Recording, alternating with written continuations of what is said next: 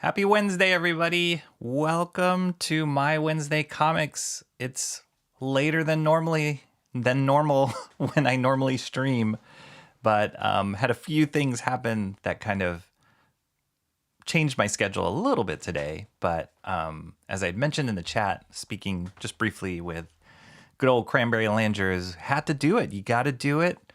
Very few things can stop me from going to the comic book store and or talking about it. And so here we are, Wednesday, March 19th, 2025. Welcome to my channel. My name is Rocky Ballesteros, and this is another episode of My Wednesday Comics where I talk about the comics I pick up in the week when I go to my store, and also books that I've run across, either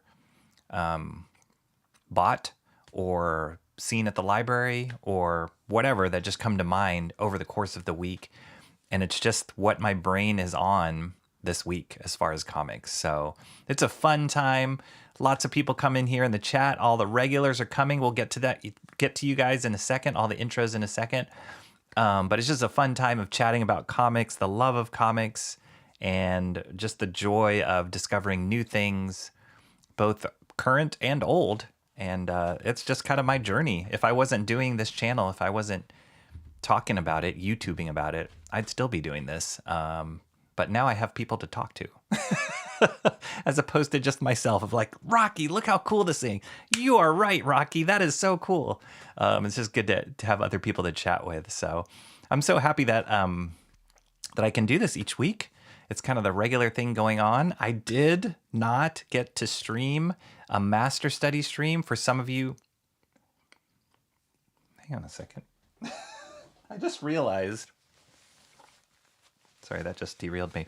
I just realized that prior to the stream, I was like, oh, I got to get, pop a piece of gum, make sure I have fresh breath. And I just realized you guys can't, it doesn't matter. So I still had the gum in my mouth and I was side chewing it while I was talking, which is kind of annoying. So sorry, just cleared it.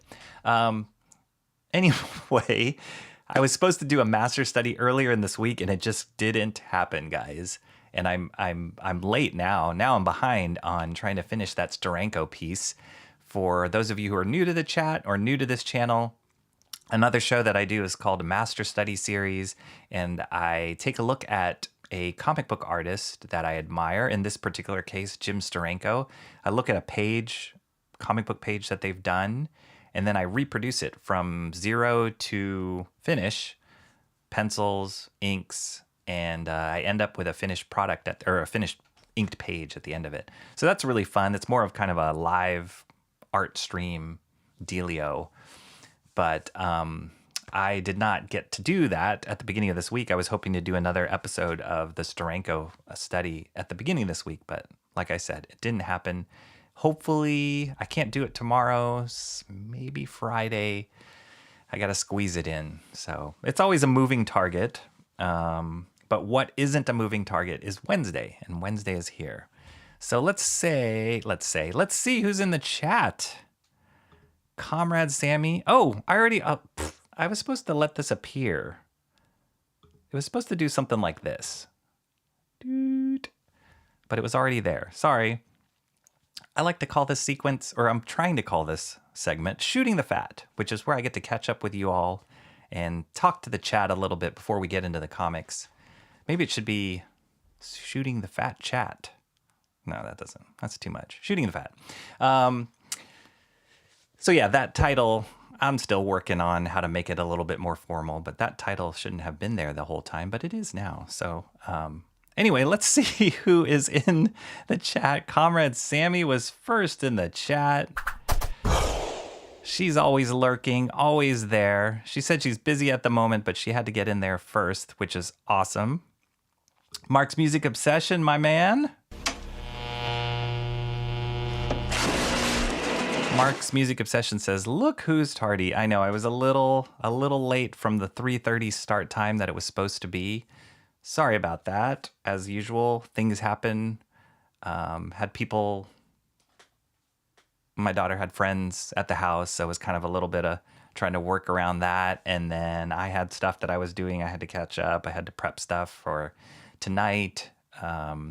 So yeah, it was a lot. But I did want to say one thing. Mark's Music Obsession mentioned something in the chat that I will jump ahead to, and I will catch up with all of you all. Where did he say? Let me look it up. Mark. Mark was talking about... Oh, gosh. How did I... Oh, Mark said this. Rocky, are you familiar with the Action Bible? This is crazy, Mark, that you would say this, because I just happen to have that. I don't know if this is the version you have. Just happen to have that right at my door to my garage because I was going to donate this to a friend. So we got this when my kids were little and they loved it and I loved it. But they're much older now. They don't really look at it. And I wanted to pass it on to a friend of mine who was asking about the Bible, but if there was a comic version of the Bible that I liked, because he knew I liked comics, knew I read the Bible. And so he asked me and I was like, oh, I have this great one. It's called the Action Bible. So it's so wild that you brought it up, Mark. That is wild. Basically a comic version. A friend told me about it, so I got one today, but I haven't looked at it yet. Yeah, and the artwork's really good in it. Let me make sure I get this artist right. Sergio Cariello. And Sergio Cariello, let me switch to this view. Sergio Cariello, I think he's done work in like feature film and live action. Feature film and animated films as well. Was where I was first exposed to his work, and I had no idea that he did this Action Bible. But it looks like it comes from somebody who knows storyboarding. But yeah, it's pretty cool. I mean, it's well done, and it's no small feat to try and illustrate the Bible, the whole Bible, in comic book form. It makes it interesting, and for younger kids for sure. The comic form is such a huge entry level to any kind of literature or stories as kids. Powerful medium to draw kids in because we're visual. Kids are looking at pictures before they can read, so it's a great entry point to kind of illustrate, for lack of a better word, or like visualize stories that we've been told from the Bible or from kids. What kids hear from their parents or at church or whatever, and just to see it visualized in comic form is fascinating. So yeah, I just love that you mentioned it because it's I kid you not, it's right at my it was right at my garage door because I've been meaning to pass this on to a friend. So coincidence? I don't think so. I don't think so. Mark's Music Obsession. Oh, he posted a link. Uh-oh. Is this one of those links, Mark? Oh, wait. Is that the Action Bible? It looks like a different cover. Slightly. Oh, but I bet you it's the same illustrator. I bet you it's maybe just a different version. And you're probably already saying this in the chat. I'm behind. But I see Mark posted a link there, an image link. And just seeing your cover and seeing my cover, somewhat similar, but slightly different too. But I bet you it's the same one. They probably just changed the cover. So cool. Yeah, it's good. I recommend it. Awesome. And what a great way to start the conversation about comics. All right, let me catch up here. Here we go. Timmy Mello's in the house. Timmy Mello. And the Guardians are headed to October. Timmy Mello, sports are heating up. Always the sports ball talk with Timmy Mello. Spring training is wrapping up. Lots of exciting things happening in spring training for baseball. Basketball's heating up. Your Cleveland Cavaliers, man, they're just killing it still. We've got a lot of good stuff happen over here in the Bay Area too. So it's very exciting time for sports for those of you who are interested in. Mark's Music Obsession says 504 members didn't fall off. It did dip to 503 earlier today, but back to 504. Weirdness. I'll take it. Yeah, we're at 504 subscribers, guys. That's just super exciting. We're just waiting for the watch hours to catch up to that, which means, I don't know, just watch some old shows for me.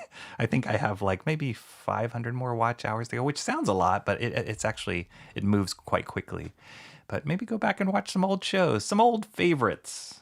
The good old days when cameras were falling and microphones were muted, but we're still looking at comics. Yeah, go back and watch those. Get those watch hours up for me. Cranberry Landers, of course he's here. This is a cranberry full of power. How you doing, Cranberry? As always, great to see you. Mr. Monkey Boy 1969. How do you say monkey in French? Our number one bande dessinée lover in the chat.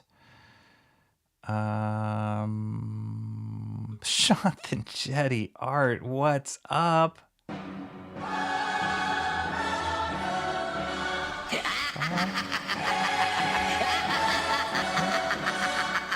What is this link you're posting, Jonathan Jetty Art? I'm gonna guess. What is this? What? Jonathan's peddling his own wares. That's right. Shant just dropped a link for his Spring Ball, his first publication of his book, Spring Ball, which, for those of you who don't know, Shant has a sign up for. I hope people have dropped it in the chat. If not, please do. The sign up for Shant's new book coming out, Spring Ball, Terminal Monstrosity. I'm so excited. Jonathan Jetty Art, a friend of mine, 30 plus years, one of the biggest comic nerds that I, dare I say, grew up with, and just a brother of mine and groomsman in my wedding. Just saw him a couple months ago, but he's got a new campaign coming out, Spring Ball. He also has another campaign currently running, Nosfero the Crypt Rocker, Second Chance Edition, Oxidized Edition, as also his artist edition. So drop those links in the chat. Those of you guys, all of you guys know Shant already, but doesn't hurt to drop those links in the chat and give that man some support. He deserves it. He's putting out such good work, and Shant's just a good dude through and through. Mo Biggs in the house. What's up, Mo Biggs? Saying hello to everybody. Mark says, hey, Shant, that link is for an issue 1. Shant says it has to drop down to select issue 2. I know Mark's Music Obsession has been looking for issue 2 for that book. Crazy. Done and done. I will get one in a complete package if you offer one. Then I can hoard one. Mark's Music Obsession is a true collector. Michael Bancroft. What's up, Michael Bancroft? That's not a knife. That's a knife. From Down Under. How you doing? My cover is different. Yeah, it's slightly different, Mark. If you're talking about the Action Bible, slightly different, but surprisingly similar with like the angles they pick and the way that they divided it up. But it must be the same one.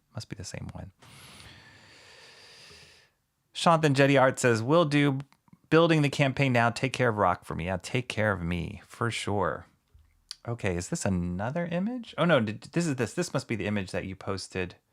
For the cover, right? Just trying to catch up here. Yes. Yeah. Okay, gotcha. Who else? Did I catch up? Wow, that was fast. Did I catch up? Of course. Hail, Mo Biggs. Hail, Mark. Plan on it, Ninja. All right. Subs, not members. Yes. Did I say members? Sorry. Subscriptions. I burned up that link grabbing the Spring Ball number 2 so fast. That's awesome. Yeah, it's like I think Shant has said, I believe he said that is the most rare of Spring Ball. So I believe he printed out less total number of Spring Ball number 2 than he did number 1. And that's very typical of any comic. Usually number 1s get a lot of the hype, and then, it kind of tapers down a little bit with the subsequent issues. So, but now that this new campaign for Spring Ball is coming out, and that issue 2, that printing of issue 2 is really hard to find, who knows? Maybe the value of that will go up. So let's help it do that by spreading the hype. Shant has described Spring Ball as, and I can't wait when his campaign kicks in and he starts building the momentum on that. I can't wait to have him on here just to talk about it. We'll have some good stories to share about just the past and the original comic book and all that kind of stuff. I've shared a few times here on stream a little bit of the art that I have of Shant's before he produced that comic book, because we were mailing art back and forth to each other when he was doing the art for it and putting together that comic book. So I have some of those photocopies, which is kind of cool. So yeah, it'd be great to have him on stream and just talk about that whole process and how he's evolved and updating the newspaper. He's pretty much redrawing that whole comic book all over again, which he doesn't need to. That's Shanth for you. Shanth will draw a picture over like 5,000 times and each version will be amazing. So I'm so excited for that campaign. Cannot wait for it to launch. I believe it's launching soon, if I'm not mistaken. So yeah, that is really, really exciting. Comrade Sammy's back here. I've had the preview in #1 for a while and couldn't find issue 2. That's what Mark's Music Obsession. Yeah, that one's a hard one to find. That's a hard one to find. I do still have my issues here. I don't know if I have them. I might have them here, like right here. I know I have them. If not here, they're in a box nearby. So we've got some cool stuff today. There was quite a number of books that came out this week. Current books that came out this week. And then I had a couple of things that I bought online come in at the same time. And then I have, the last thing we'll look at is a book that I found at a used bookstore here. And that one's really cool. I have a few different versions of it, but this version I never picked up. So, and the reason I picked it up is because it has extras in it that would be really cool to look at on stream. So yeah, let's get into it. Quite a number of fun stuff. And one of the other reasons that I was later to stream today is I ran into an old friend of mine at Frank's store at Amazing Fantasy today. And it was awesome because I know that this friend of mine, he's worked in the animation industry. He's a huge comics fan. And we've worked on projects together before, but I haven't seen him. We were calculating. I haven't seen him in probably 8 or 9 years, which is nuts. It was like pre-COVID, yeah, a lot of things have changed since we last met, but it was awesome to talk to him and meet at a comic book store, because if there's anybody who would be at Frank's store, it would be this guy, this friend of mine. So anyway, I ended up, after getting my books, I ended up just sitting there chatting with him and catching up. And so hopefully we'll get to hang out more in the future. But there you go. Comics reunion, bringing us back together again. Here is the first book that we'll look at, Batman and Robin, Year 1, issue #6. This book has been consistently good, and it's coming out consistently. Chris Samney is the writer and co-plotter. Chris Samney is the artist, and Mark Waid and Chris Samney are both like writing the story on this. But I will say that this book started off, like the first couple issues were cool. I love Chris Samney's artwork, but it did, like plot-wise, it started off kind of slow. So I wasn't sure like how much I would latch into it or stick with it. But it's really building up, and the main angle that this is taking between Batman and Robin is this father-son or surrogate father-son relationship between the two of them. And that's been played out a number of times in different Batman stories. I mean, that's just the dynamic of their characters. But I would almost say it like gets into like fatherhood and just this young adolescent kid trying to find his way, trying to prove his path. And the last issue in particular was just like, you know, it's kind of this like pouty kid. He was almost a little annoying at times, Robin was, which, you know, that's kind of Robin. But he was just like pouting and Batman was threatening to ground him. It sounds kind of hokey, but it wasn't. It played out nice. And the nice thing about this story is the artwork is top notch. Chris Samney is great. He's a great person for this book. And also the colors in it have been really great. Mateus Lopez is the colorist on this. So it's good. The combo between Samney and Lopez's artwork in this has really taken this to another level, and it's just made it very solid, like a solid foundation for the story to build off of. So yeah, as always, like it's nothing new as far as the Samney's ability. And I've looked through a number of these on my Wednesday comics, a number of the previous issues on these, because I'm picking up this book every time it comes out. And so it's pretty consistent. Like his storytelling is great. His use of lighting and spotting the blacks and kind of telling the story on the page are great. You can just see it here in these panels. Sorry, the shine of the light there, but you can see it in these panels, like really interesting angles, great use of shadows and lighting, and nice compositions, and just a great flow to the page. I haven't seen many interviews. This makes me want to see more interviews with Samney, just like to think about where his thought process is when he is working on books. I've seen a lot of process things that he's put out or rough sketches. So you can tell he's super studied as far as a comic book artist. But I would love to hear like him in real time, how he's thinking about a page, the shot selection, etc., the angles he picks. Doesn't hurt that he can draw almost anything. So, that's always a great a great asset for a comic book artist. This is cool. It's kind of a classic in a mad scientist lab, like when the person's face passes by some sort of vial and it kind of distorts and grows bigger there. But if you just look at, just looking at, you guys get the full page, the full double page here, but just seeing the color progression there is really cool, really nice. Just super pleasing colors.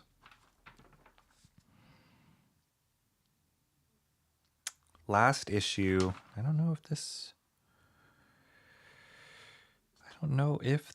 is, I don't think so. Last issue, Clayface was introduced. And that was pretty cool. Robin went out on his own as like a teen or preteen adolescent boy. He was asked by Batman to stay. You're done for the night. And of course he like took off, got on his Robin cycle, Bat cycle, whatever, and took off into town and then got into trouble. So it's kind of cool.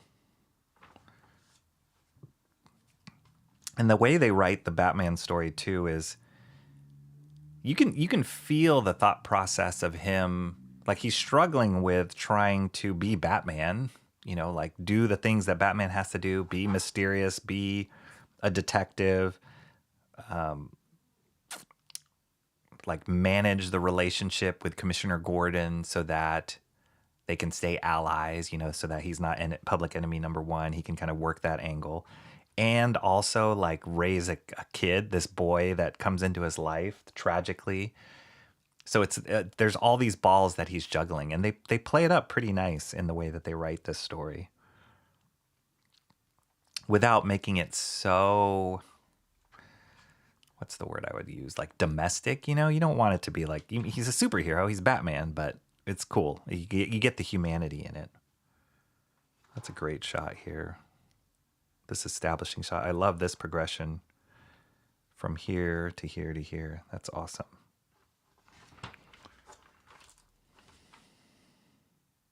Oh, I see. This is like from the cover. That's cool. I like it when comics do that. Like the cover has to be as interesting and exciting and impactful to get people to want to pick up the issue. And it's also like, it's such an art form to tell a story in one image, right? To encapsulate the story of what's happening in issue 1 in one image. He could just cop out and just draw a cool pose of Robin flying in the air and like, would people buy the book? Yeah, possibly. But I think Samney's making a conscious effort to tell the story here and set it up so when you get to that point in the book, so it's like I saw him on a tightrope and you're like, oh, okay, wow, he's walking this tightrope high up in the sky of Gotham. Robin comes from the circus. You know, he was raised in the circus, so there's some tie-ins there. You see Batman lurking here in the background. The mob or whatever that Robin's kind of dealing with on his own. And they split this page. So this is like Gotham City, and then this is like in the circus.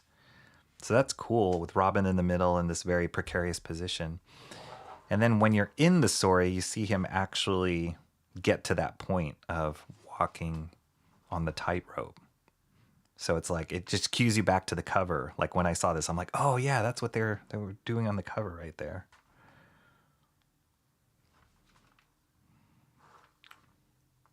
Nice colors. He makes his Robin outfit look cool too. It's the same outfit we're used to, but it looks the way, I don't know, the way he simplify it doesn't make Robin look weird, like a weird elf boy.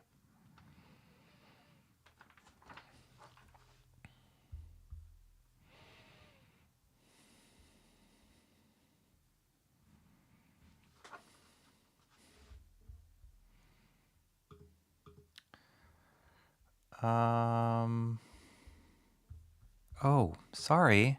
I'm behind on the chat. Now I know what I'm behind on the chat. No wonder. So weird. So weird. Sorry, guys. I totally missed the chat because I had this filter on my chat to find Mark's comment, and it was filtering out Mark's comments. So all I was seeing was Mark's comments, and I'm like, oh, I guess Mark's the only one who's talking. But now I just unfiltered it because I saw the YouTube. I have another window with my YouTube comics going. Sorry. Michael Bancroft says, we're fat now? No, you're not fat. I'm shooting the fat, the E-fat. I'm more concerned with his threat of violence. Whoops. Sorry, guys. I am so off now. All right, let me catch up now. Really, with shooting the fat, Rocky has progressed from fat shaming to fat aiming. Fat aiming, that's a good one. Love that, Mo Biggs. That's really good. My cover is different. Oh yeah. Okay. I've thumbed through the action bio. I've seen that. Okay. Dang. Shanthan Jetty Art says building the campaign. Okay, yeah. We got that. Yep. Usually don't like visual interpretations of the Bible because I assume they'll be incorrect. I mean, you got to take it with like artistic license. It's with anything where somebody is trying to make entertainment, dare I say, of scripture, of the Bible. You've got to take it with like a grain of salt. I don't feel like you can take it and say, this is exact interpretation here.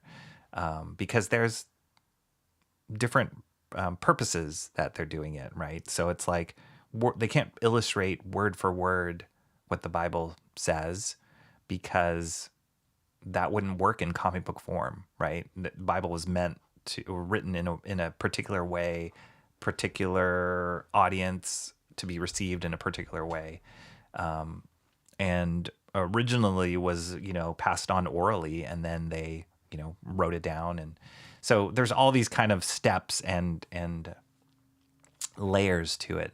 And then come now to our modern day and we're interpreting in a comic book form. So I just look at it as like, if it's a way that people can be introduced to that story and lock into it and read it, then great, and then if you want to go theologically point by point, well, you got to take a few more steps. You can't just look at the Action Bible and say, this is it.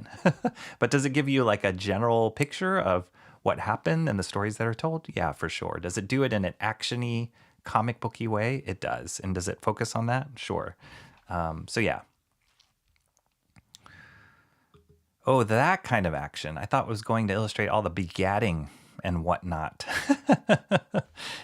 I don't know. I didn't read the Action Bible all the way through. I kind of flipped through it when we bought it for our kids. Flipped through most of it and was like, okay, cool. This would be a cool thing for them. But I didn't read every single chapter like I would, Watchmen or something like that. The art is gorgeous all the way through. Yes. Back real quick. Yes. Pizza Live this week. Shanthan Jetty's getting another show Shanthan Jetty does. Pizza Live Thursday nights. Check it out. One of Shant's mainstay shows. I'm not sure what movie he's doing this week, but he usually takes a movie that's in the public domain and watches it, does a watch party. And it's so fun. It's a really fun time.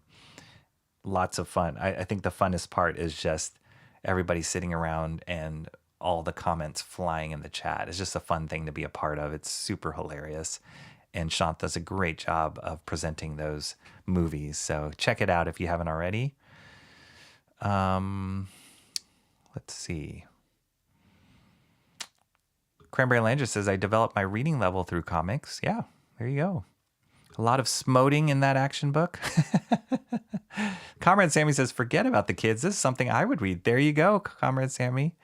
Maybe Mark can give us a review of it when he's done. Because I'm assuming he got it for himself. Yeah, there he goes. He plans on reading it. I want Into the Action Bible, though. Cranberry Landry says he's been watching old episodes of Third Rock from the Sun. I never got into that show. Something about that humor didn't click with me. I should try and watch it again. But yeah, it didn't click with me, that story. There's also a manga Bible. Yes. I don't know if I have that one. That was another one. My daughter really liked that one. I don't know if it's the same one you're thinking, Timmy Miller. I'm sure there's a bunch of them. Oh, I think the one I had was called Manga Messiah. That one was crazy because they would draw, Jesus and the apostles, but in a very manga style, which is weird because they kind of had that stock manga face, but they put a beard and the traditional dress for that time period, which looks just really weird. It didn't, I don't know why, but my daughter really loved it. So who am I to say? Spring balls, not fall balls. Okay. Here we go. Thank you, Timmy Mello, for the link to Spring Ball Terminal Monstrosity #1. Sign up, everybody. Timmy found it first. Well done. No fanfare needed. I'm sorry, but how are Emo Trash and John both missing? I don't know. They're not here? Those guys. Better get here sooner or later. That's right. Let's assume coincidence unless they announce something. Maybe some sort of stream is going on that we don't know about, that they might be there. Promiscuous Time Travel says, I think you caught up. And I will take your word on that, Promiscuous Time Travel, because you are a time traveler, right? So you got to know that I caught up, but maybe you said that too late ago. So maybe I'm not caught up now. I don't think I am. Let's see. There may be in another stream or at school or eating a meal or something. That's right. This is kind of dinner time for a lot of you guys in the East Coast, so I wouldn't be surprised. I'm going to put some money on it that John will show up. Emo Trash possibly will show up as well. She'll come in here swinging. But I think John would show up, just maybe a little later. Sales numbers for Spring Ball were certain to bounce back for issue 3. Bounce back. I get it. That's right. Thank you, Mobix. Another Scream? School? Eating none of those sound more important than being here. Right? I agree. The art is pretty nice, and the version I picked up is a combo of the manga and traditional text Bible. Oh, there's a link for you. Check it out, Cranberry Langers. Here's a link. There you go. I can only assume the manga Bible edits out all the verses that disavow degeneracy. I don't know. I haven't looked at it close enough. Probably should. If I'm putting it in front of my kids and saying, here, kids, here's a version of the Bible you should read, I should probably read it myself. That would be the responsible thing to do. Shoot. I think I'm too late. All the begatting, maybe. Sodom and Gomorrah is covered in a few panels of the manga and its judgment. Yeah, they probably are going to edit around some of those things. Good colors in that book. In this book, yes. Very good colors. Love it. Mo Biggs says, gotta head out. Hail, Rocky. Hail the chat. See you later, Mo Biggs. Thank you for coming. Hopefully you hit the like before you ran out of here. But if not, that's okay. Thank you for being here. Robin was a kid that was... okay, we're back on track here. We're getting back to the comic. Robin was a kid that was trained on his to do one-on-one combat with superpowered enemies since he was a child, and Batman is the ultimate hand-to-hand combatant. Crazy characters. Yeah. It's fun because, I mean, there's so much to it, right? That, yeah, he's a little guy in a tutu. There's so much to it because both had their innocence lost. Bruce Wayne lost his parents at a very young age, right? So he kind of had to grow up on his own. And now he's thrown into the position of parent or solo parent. And he didn't really have that model himself to know how to do it, other than Alfred, I guess.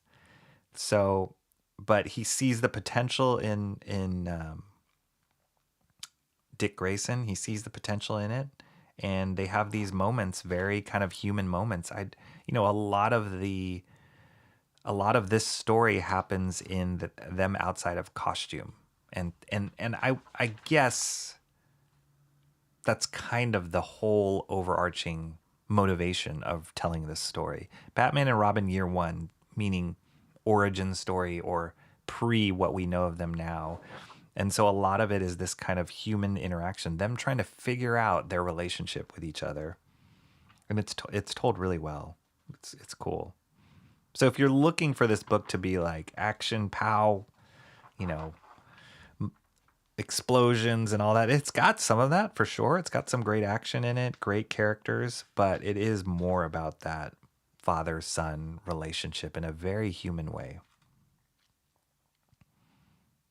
Art's stellar too. Art's stellar. It's cool here. They have DC's been putting out I think this is coming out next week, guys. The sequel to Batman, Hush, which I don't think this is really a great logo choice. Batman Hatush. Batman Hush 2. I read the first Batman Hush only recently, maybe several months ago, and even though the artwork was awesome, classic Jim Lee, I really wasn't into the story that much. So I'm not super excited about this. Possibly I will pick up the first issue just because it'll be the first issue to the sequel, but I think I will wait until it's compiled. I don't think I'll pick it up as a regular series. So yeah, but I think this is coming out next week. And then what's kind of cool is they put a little preview in here for Absolute Martian Manhunter by Denise Camp, the writer, and the artist is Javier Rodriguez. I love Javier Rodriguez's artwork, and what he's doing here, at least the previews and ads I've seen on Martian Manhunter, is he's going weird, really weird on their interpretation of him. Like that. That does not look like the John Johns that we know and love of Martian Manhunter, but I'm all in. I think this is, it's a weird, interesting enough take and a reinvention of Martian Manhunter that I'm going to check it out. So I'm glad they put in a few pages here, but I have no idea what direction this is going because it is quite different than what you would expect. All right, that was a lot of catching up and trying to get through this book, Batman and Robin Year One, but that's the first one we got here. Any relation to Patrick, promiscuous time traveler? Patrick Ballesteros, is that what you're asking? No relation to Patrick Ballesteros. What happened to my... Sorry, let me switch this view for a second. Oh. Okay. No relation to Patrick Ballesteros. I have heard his name actually as long as I've been an artist and in the animation world. When I was working in the animation world, I've always heard his name as illustrator, concept designer. Yeah, but no, we're not related. Comrade Sammy says, "Yeah, it is unbelievably windy out right now." All right. Stay safe. One of these days, the wind is going to huff and buff and blow my house down. Hang in there, Comrade Sammy. We felt an earthquake just recently. Was it last night? It was last night? 4.0 earthquake. Whenever you think of San Francisco, a lot of people always ask, like, oh my gosh, there are a lot of earthquakes? Not really. Very rarely do you feel it. This one we did because I think it was a little bit closer. The epicenter was closer to the city proper. So we did feel it. Like, it kind of rumbled a little bit. But there's only been less than a handful, as long as I've lived in the city, of earthquakes that have really, like, made me, like, shocked or, worried. Just maybe 2 or 3. Where it really felt like it was shaking a lot and didn't stop. I wasn't here for the big earthquake in the 80s where the Bay Bridge collapsed and all that. I wasn't here yet. So yeah. Fat aiming. That was a good one. Bummer Mo's not here for me to appreciate it. I hear hay is a great support for houses to print them. Oh. If that doesn't work, sticks. And if that doesn't work, bricks. Prepare the hounds and ready the gunfire for my best rifles. We are out to hunt the greatest game this shooting season. The fatties.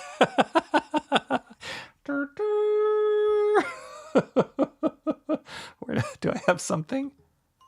No. There we go. Oh no, here, maybe this. We are going to hunt the fatties. That's right. Not fat, I'm chubby.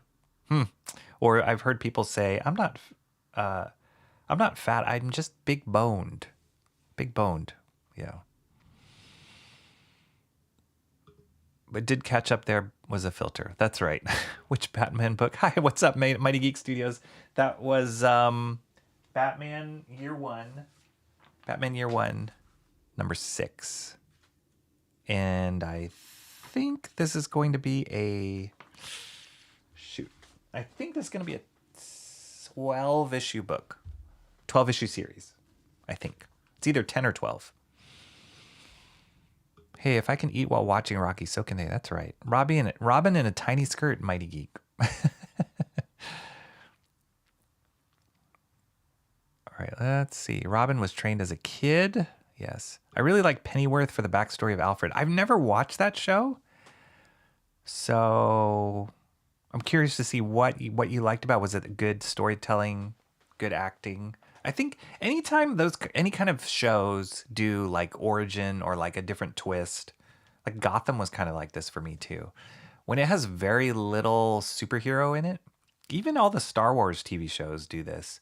When they take out, like, they're focusing on one part of it and it's missing what makes the universe what it is for me. So for example, I know everybody raves about like Rogue One and Andor, which I thought were great stories. But for me, a huge component of Star Wars is the Jedi fantasy lore, right? So it's like, but Rogue One and Andor focus on kind of the sci-fi political intrigue, and they do it really well, but they're missing that Jedi fantasy lore. And so when they do that, I'm like, well, this could be any story. It doesn't really have to take place in the Star Wars universe for me. So like with an example you brought up, Promiscuous Time Traveler, like Pennyworth or the show Gotham, when they don't really have like the Batman in it, or much of Batman in it, or that superhero-ness of Batman, then I'm like, okay, I'm just watching a show about an interesting character who happens to eventually be Batman's butler. Like, okay, so I'm not such a diehard or like gotta watch everything that makes me like excited to watch those shows. Penguin was one show where it just was a mafia show, but that one was really, really well done for me. And the character of Penguin and what's his face who played Penguin, is it Russell? Not Russell Brand. Not Russell Crowe. The guy who played Penguin was incredible. He was so good. And then the female character, the Falcone daughter, she was amazing. So yeah, there was a lot of great characters written. And I guess that's similar to why people liked Andor and Rogue One. And I did like Andor. So yeah, but it doesn't have the Batman in it, really, or any kind of superhero stuff in it that much. So it's got to be really, really good for me to spend the time to watch it, especially if it's attached to those IP. You have to understand that Bruce Wayne didn't want Dick Grayson to turn out like him. Yes, which is so crazy, right? That he's kind of training him, but he doesn't want him to have the same outcome that Batman himself has. How do you do that? Like, how do you teach a kid not to be you, but still train them?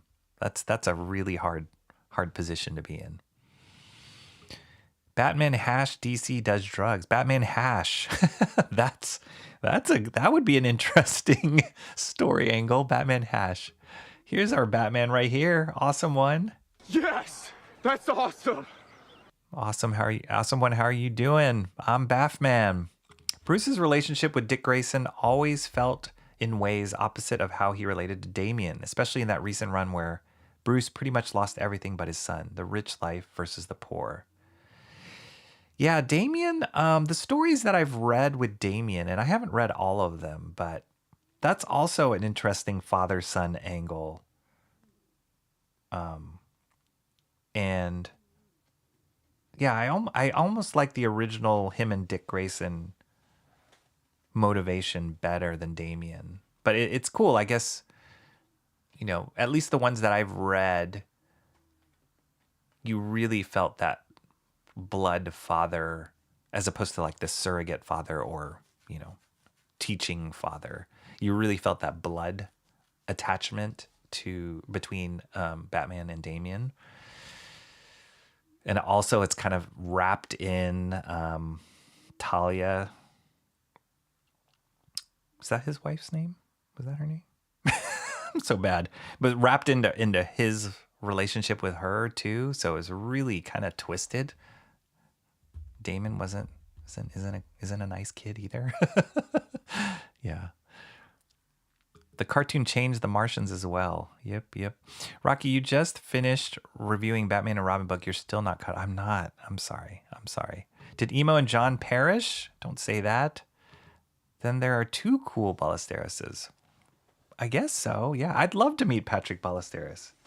Does he stream? Maybe if he streams, we could get on a stream together. We'll do like Ballesteros Bros. That would be cool. Yeah, I've never met the guy. You would think so odd that we're in similar industries and we've never crossed paths. Yonder a buff wind blows and I am the east. It's actually a really good sculpt. But nay. Art in times of J. Ryan is the West. Huff and buff. This is what happens when I don't double check what I'm typing. Second account lurk. What's up, Big Boy Burgers? Mark, music obsession. What's up, man? Mr. Monkey Boy 1969 says he ate at Big Boy's in Orlando. What does Big Boy's have? Isn't Big Boy's? Oh no, I'm getting that confused with Pep Boys.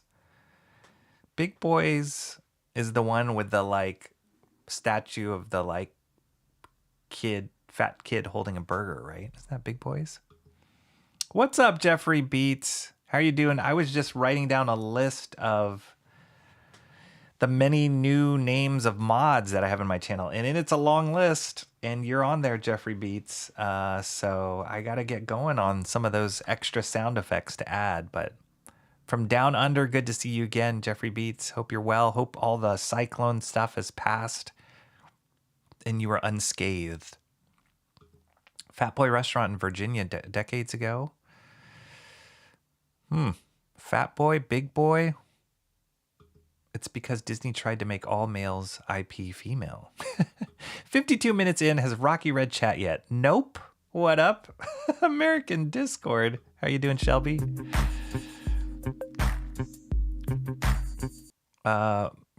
What's up? Mighty Geek Studio says Pennyworth focused on Alfred before he became the Wayne's butler. Oh, okay. So like we're not even anywhere near Batman at that point. Did they insert any kind of supervillain or superheroes in that one at all? Or is it just like, is the angle like he was in the military? Yeah. It didn't catch me. He's trying. I'm trying to catch up. I'm trying. I didn't directly call you guys fat. Gotham was more about Jim Gordon. Yes, it was. It was. Yeah. I've taken ignoring the chat to the next level.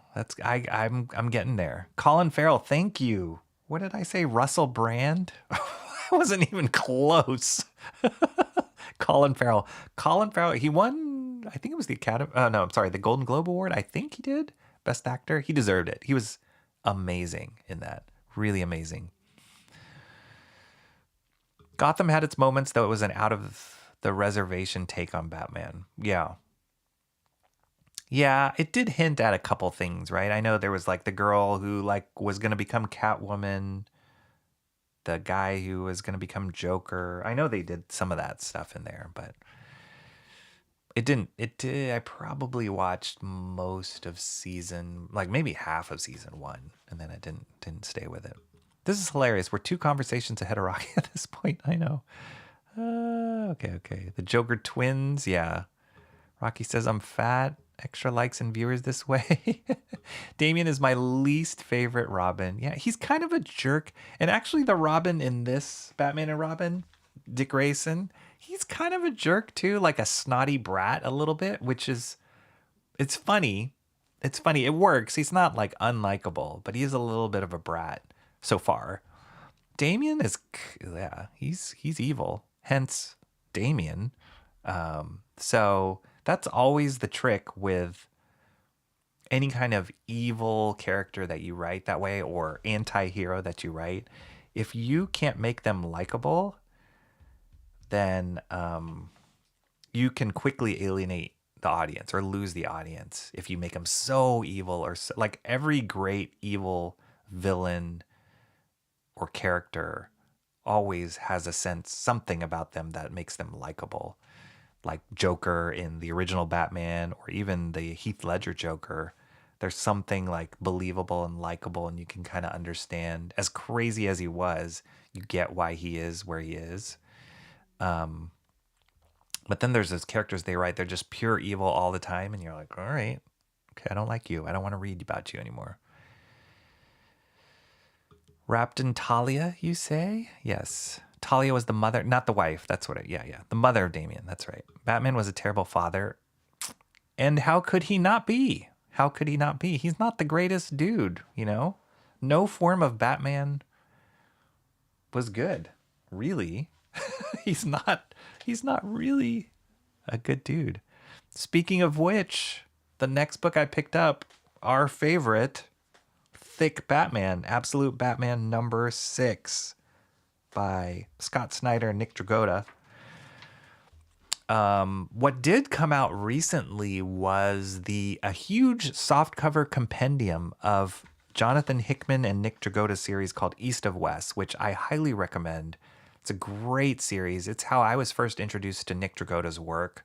I have the 3 hardcovers that came out.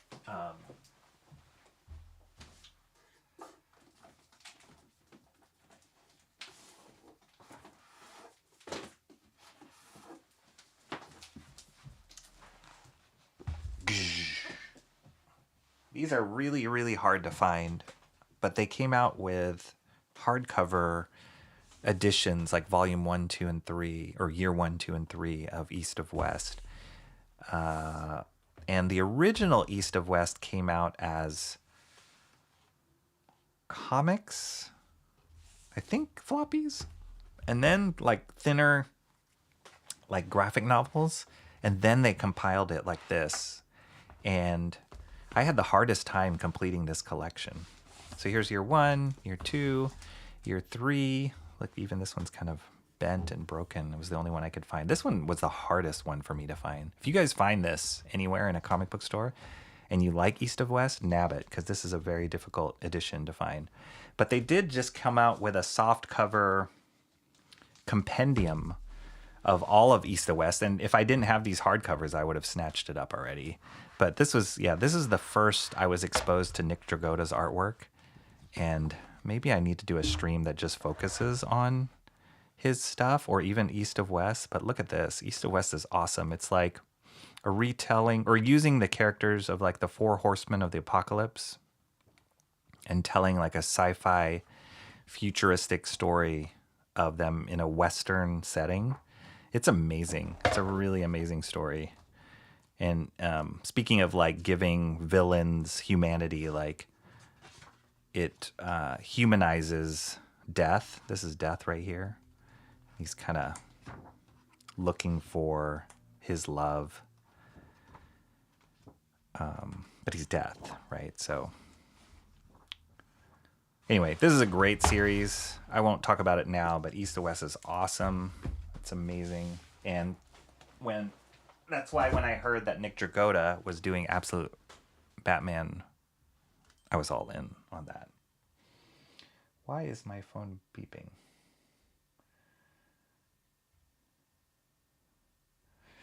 Okay, so here we go. Batman is a great bad dad. I do hate how they pretty much ruined Batman's relationship with Jason and Tim because Selina wants to mother the Bat family and enable crime. The greatest enemy of Batman is now the writers. Touché.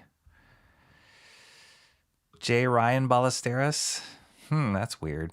Batman's enemy was he had no powers. Big Boy has burgers. Yes, it's the one with the fast big kid with the curly cute hair and that burger on a platter. And he has the like checkerboard apron, right? Yeah. Now the ducks are in my head. That's right. I've seen it in so many. There was another stream. It was like a new stream I like ran across, and the guy sat down and he's like, "Oh, let's put on some music." And then it was like, whoever wrote that tune, hopefully they're getting royalties for it. Promiscuous Time Traveler says, when would you like to know how far you're behind on chat? It will obviously take a few minutes for me to post the answer. So I believe this is the first time I've seen you here, Promiscuous Time Traveler, but this is how it goes on my stream, unfortunately, or fortunately. I'm usually way behind. And thank goodness you are a time traveler. Fat chat. That's awesome. Thanks, dude. Greetings from down under and good wishes. Cyclone was okay. Could have gone worse. Lucky. Local comic book store was closed for 4 days because, wow, that is the equivalent of like a FEMA disaster right there. If the local comic book store closes because of a storm.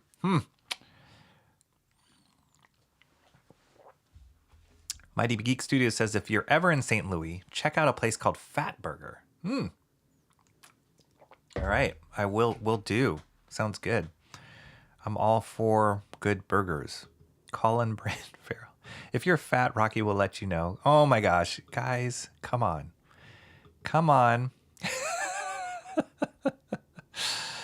It's the Al Ghul, Jeans, and Damien. That's right. It's like he gave like a Bruce Wayne helped to create one of the progeny of his mortal enemy.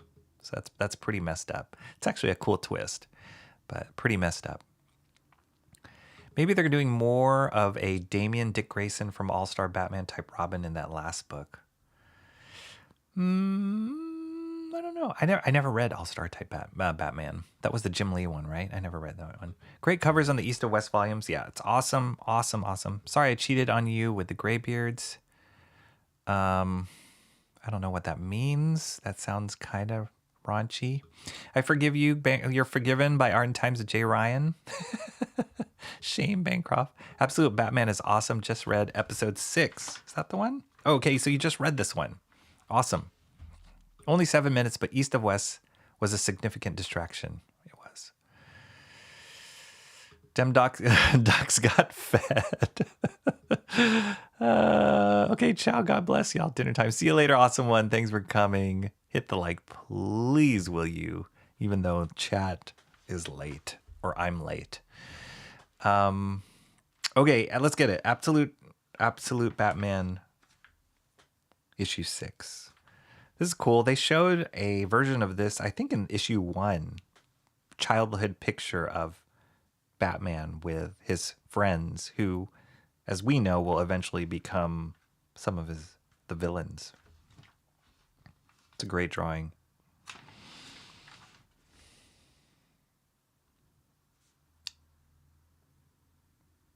Yeah, there's some deep, like, psychological stuff they're playing with in this story, and like they keep going back to the flashback of Bruce Wayne as a kid, and then this current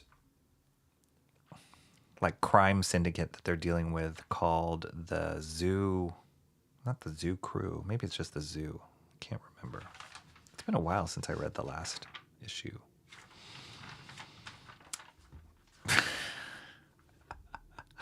This has been pretty consistent with this creative team ever since they launched this book, which is they know how different and controversial their take on Batman is, and they just embrace it. And almost to the point of like they make fun of the audience or not make fun of the audience, but kind of highlight the fact that they are very hyper aware of what they're doing is super different.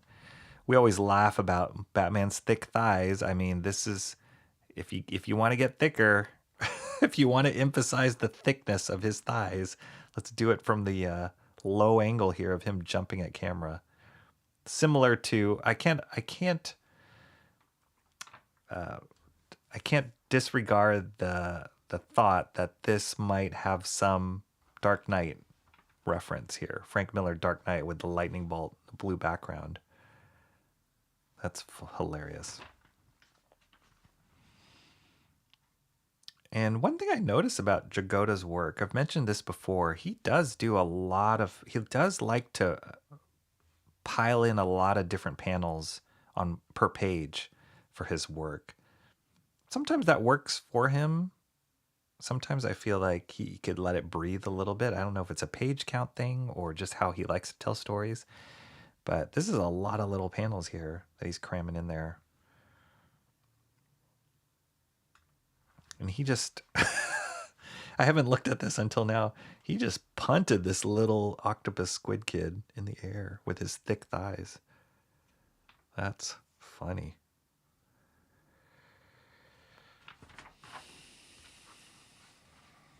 It goes back to the flashback.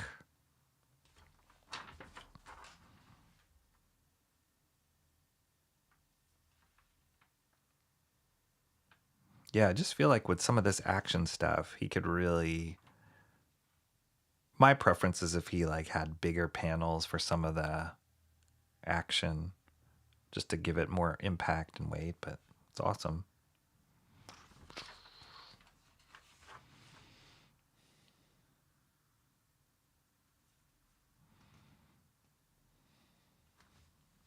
I think this is the... Wow. Okay. That's one way to use his bat ears. That's messed up. He just stabbed a dude with his ears.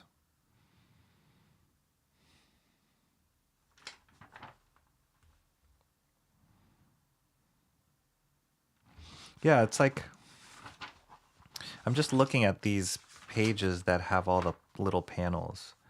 And at a glance, you look at this page, look at this page, this page, this page, disregard this page. They all have similar like pacing feel to them. There's not like a speed up or a slow down or like a pause, a hold your breath kind of moment. And I think it's just because the number of panels and kind of how he's doing it feels similar. The kind of storytelling I like Frank Miller does this really well, is where there's a rhythm, there's kind of a change of pace, there's like it's not a, if you think about music, right? There's like, you want to have a steady beat to kind of keep you locked in, but then what makes any song interesting is like the dynamics that happen. So when we hear the bridge and then it goes to the chorus and there's like this crescendo and then it drops out and then it like, strips down and then builds back up, all those kind of things. And that's similar to storytelling or comic storytelling, where you want to build a rhythm, but at the same time you want to take the reader on a ride. You want to like, have the crescendo, have the like, and full page moments like this will do that. I just feel like in the story, these pages, and I haven't read it yet, but just on glance at looking at the artwork, these pages could have a little bit more dynamics in it, even though what he's drawing is awesome. And I'm assuming what he's telling is awesome. The story he's telling is awesome.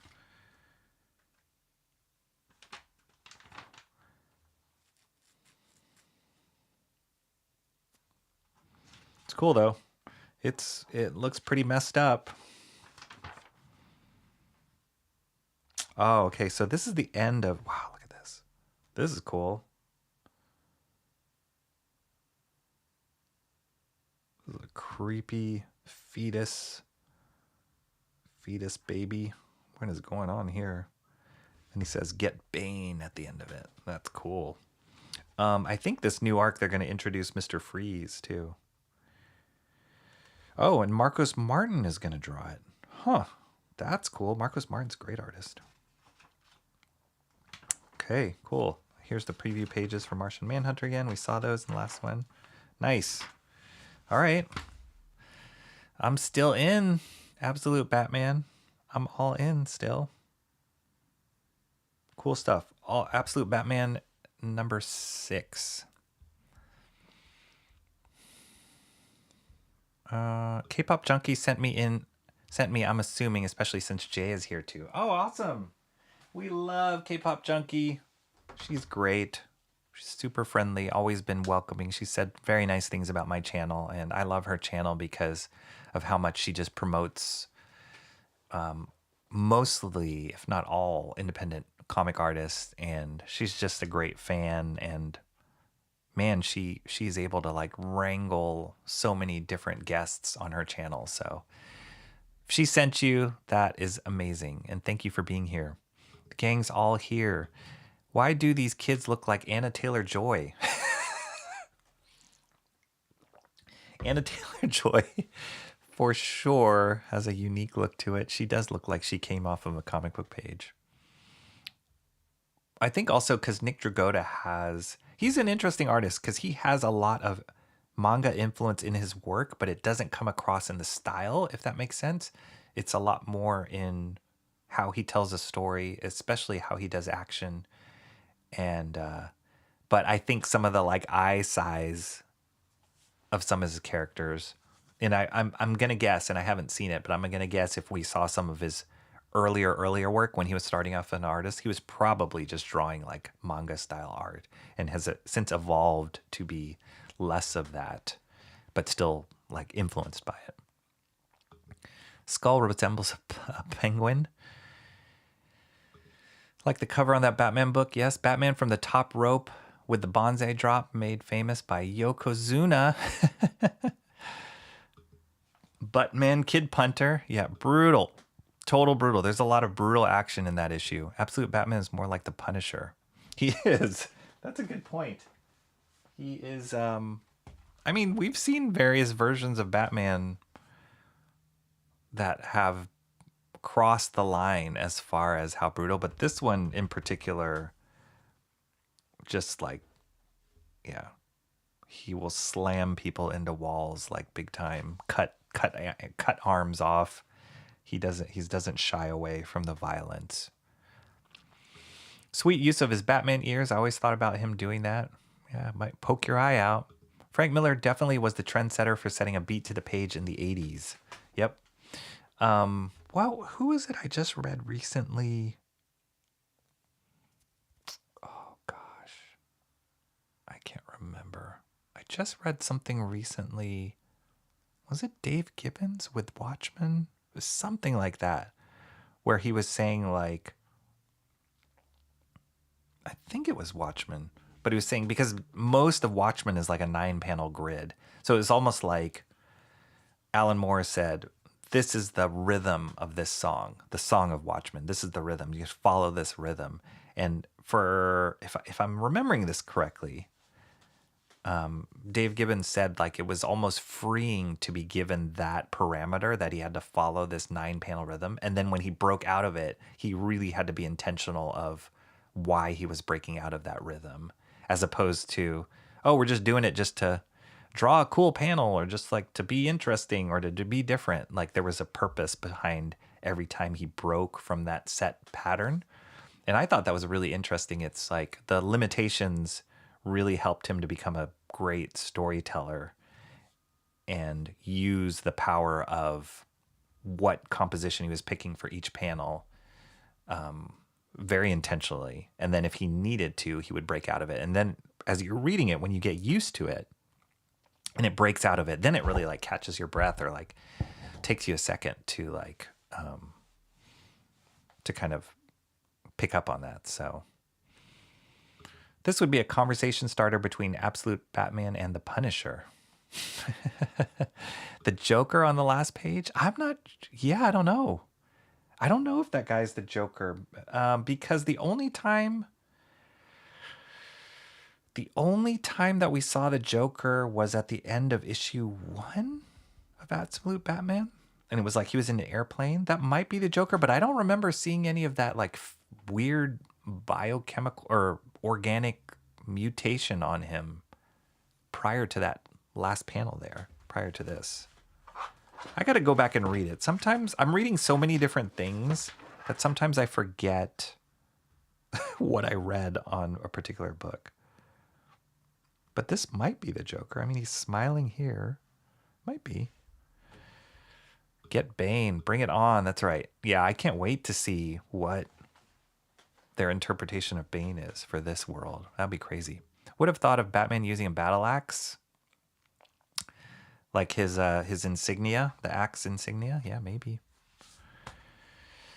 Love seeing the channel grow, Rocky. Hopefully the view hours are building up. Me too, Mark. All thanks to you guys. Thank you so much, everyone. I like the battle axe. I want to see more Catwomen. Yeah, their use of Catwoman in this Absolute Batman storyline has been very minimal, and we've only seen her as a young girl. So my hunch is they're probably going to bring her in her own storyline much later. We'll see. But they are kind of keeping that storyline close to the vest right now. But we'll see what happens. But hopefully she'll be really cool. This Joker seems radically different in all his appearances. He's grim like the grave. Yeah, we'll see. Super interesting. It's fun. Keeps me engaged for sure. All right. Next up, G.I. Joe number 5. And this isn't the cover that I saw on the rack. No pun intended. But I saw this. This is a variant cover by Ryan Sook, who is an awesome artist. I think he was just drawing a Black Canary series, which I didn't pick up. But he's just one of those artists that, like, I don't know. I've seen his artwork evolve tremendously over the years. He must be influenced by Adam Hughes, by Kevin Nolan. I've seen some of his artwork like skew more towards Adam Hughes, skew more towards Kevin Nolan, and then his own thing as well. I've heard he's kind of a slow artist too, but he's really good, and this variant cover was awesome, so I picked that up. The writer is Joshua Williamson, and the artist Tom Riley has been on G.I. Joe, and they're the same creative team that did the Duke miniseries prior to this.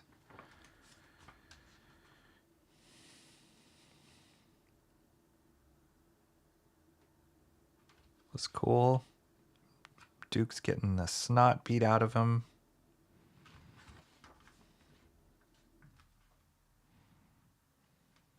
This is Destro. His version of Destro is really neat. And the original cover, too, has Destro on it.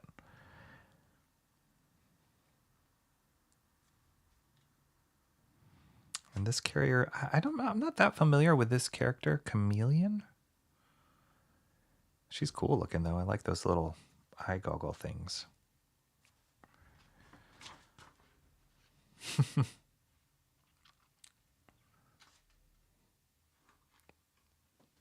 That's cool. Great composition there.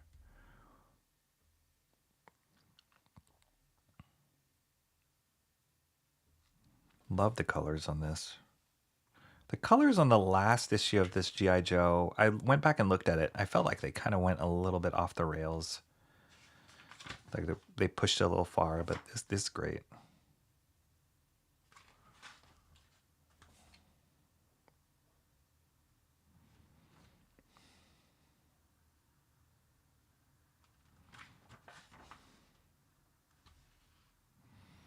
It's fun.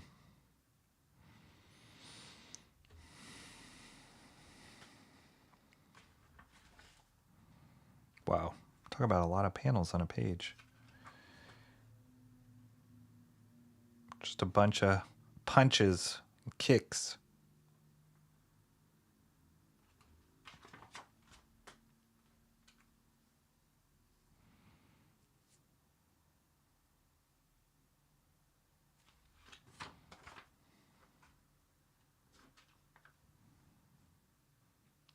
Yeah, I really like the colors in this issue.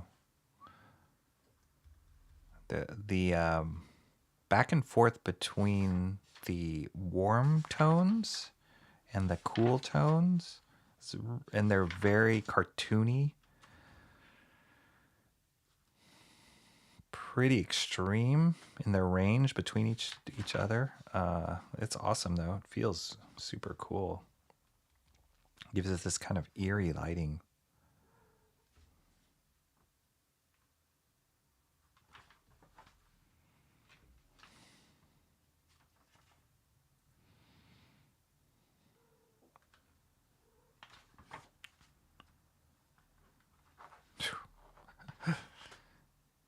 Okay, I guess this is where Duke first meets Cobra Commander.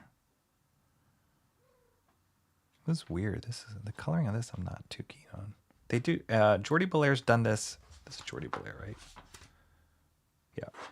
The colorist. She's done this on a few spots in previous issues, but she does this like cast shadow underneath the characters at times, and it gives us this like cell shaded animation cell feel on a background feel to it, but sometimes it doesn't work. This doesn't totally work for me.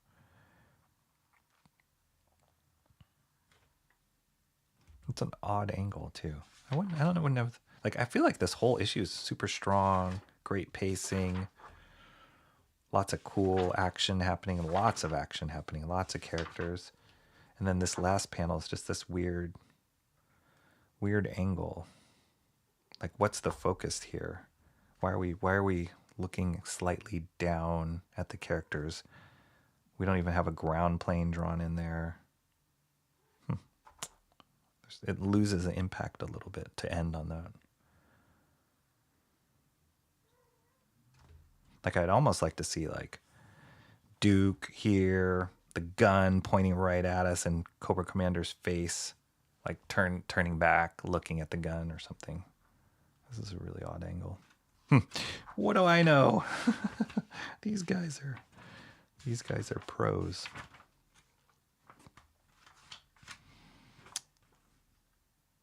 Oh, what is this? That's kind of cool.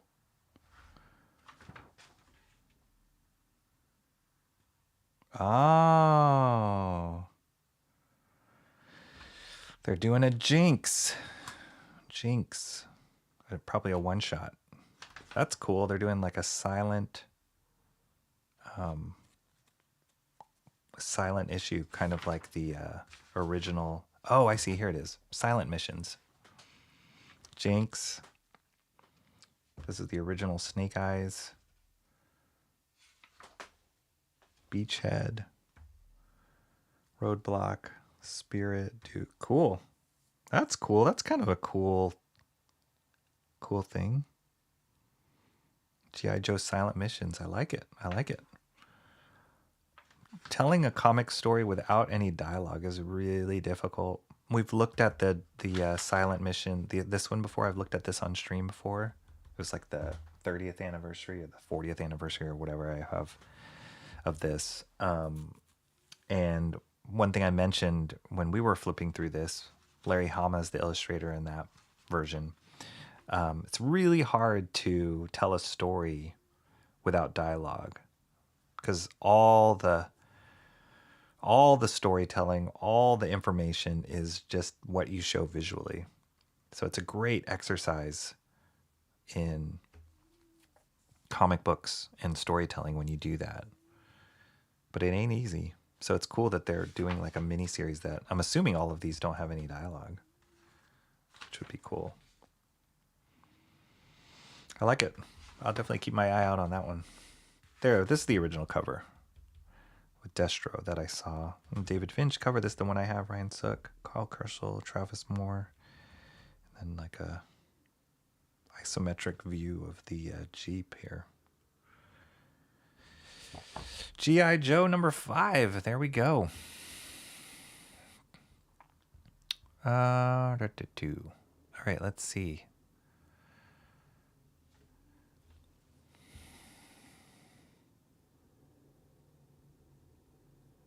Girls in G.I. Joe, Bancroft says, but they have cooties. Nah, G.I. Joe, I remember as a kid, G.I. Joe, the female characters were awesome. And they that was a loud motorcycle. They made a point of trying to make them really, really cool and like, you know, could stand toe to toe with the guy characters. So, I mean, it's awesome that they're kind of keeping that up here, and not necessarily going like super girl power on this, but just like keeping it true to the original, like Baroness and Scarlet, now Jinx.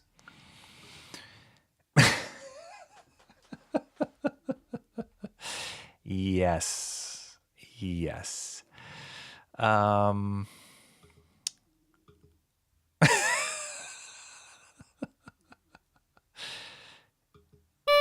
You guys. Bro, I'm shooketh. It's been over an hour and still no Emo or John. Where are they? I don't know. Comrade Sammy's unnerved. Somebody turn on the John bat signal, please. Please. This is not the same without him. K-pop junkie, what's up? We're just talking about you. Thank you for bringing Promiscuous Time Travel, for sending them our way. We appreciate that promotion. And we could always use a time traveler. So thank you so much for introducing us to one.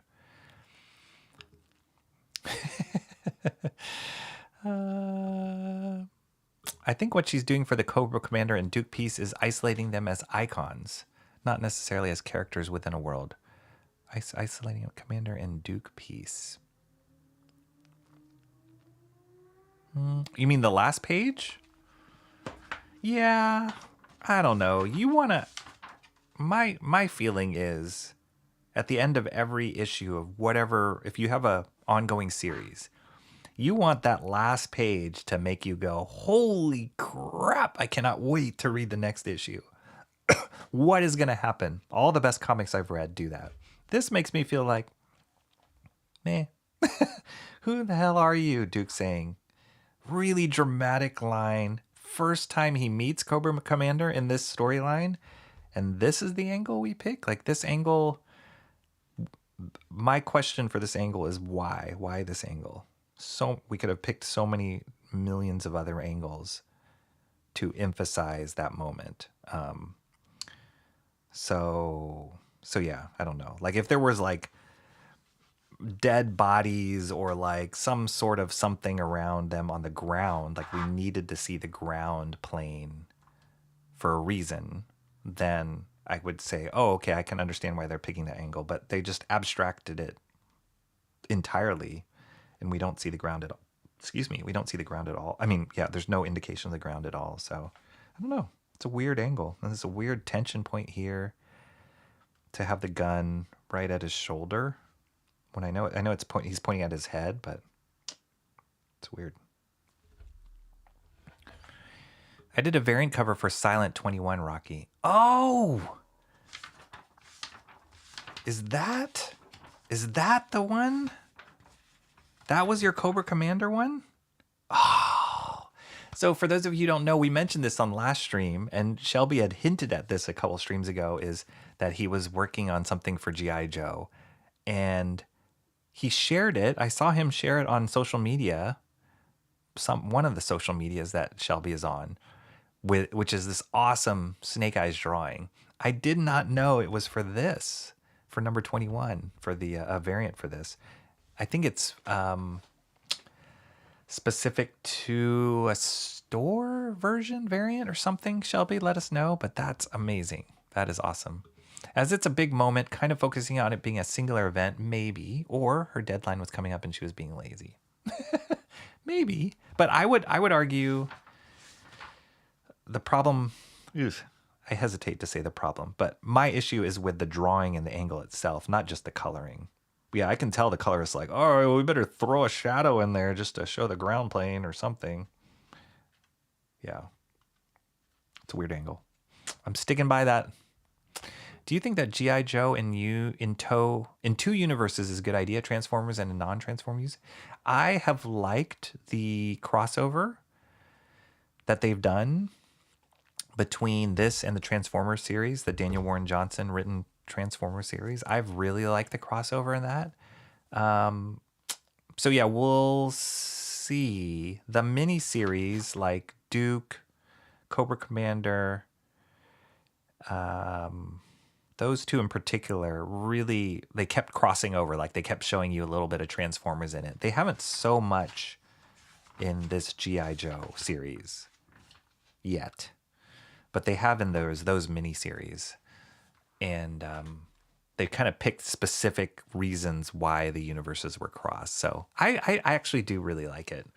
It just reminds me as like and this isn't the first time that they've crossed over G.I. Joe and Transformers. So it kind of feels natural. It kind of feels like it works, both Hasbro. And it's like one of those things where it taps into the nostalgia of like playing with your Transformers and throwing in G.I. Joe figures with it and them all battling and, you know, you crossing those storylines yourself in your imagination. So I do like it, Jeffrey Beats. Need to stay off X. I keep adding a new post to the art share. Michael Bancroft's art share where he shares stuff that he likes. Yeah, you just constantly can find so much inspiration these days. And it's one thing to be inspired. I think I need to stay off of social media because I constantly am buying stuff. I keep watching YouTube videos of people like reviewing things and I'm like, wow, that's awesome. And then I end up hunting for it. Shelby is one of those that makes me buy things I shouldn't. It's a C2E2 exclusive. Oh, okay, cool. It's got comps coming. Nice. Scarlet, Lady J, Jinx. Yes, great female characters in G.I. Joe. Dangerous over there. Pretty crazy. A current G.I. Joe comic artist is in the chat as Rocky reviews this past issue. Congrats, Shelby, on the cover gig. Yeah, that's awesome. I'm so thankful for getting to know Shelby and just the work that he does.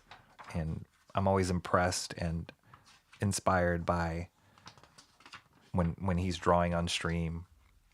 And then more often than not, if you guys haven't checked out Shelby's channel, he does his art for inspiration videos, and he is one of those people that I watch his stuff and I'm like, I gotta go buy that now. Like, I'd say maybe like 70 to 80% ratio of stuff that Shelby talks about makes me want to get it. Like the look of the gunfire, laser fire. Yep. Sent from the future into the past streams. Will Cobra Commander be a car salesman or a snake man? He could be both. If it's a finishing page, it's pretty flat. Yes. Yes. I feel that. Shadow would be the ground, but it is. It's a snake eyes with blood splatter background. Sending you a pic. Oh, all right. Okay. How do I find it?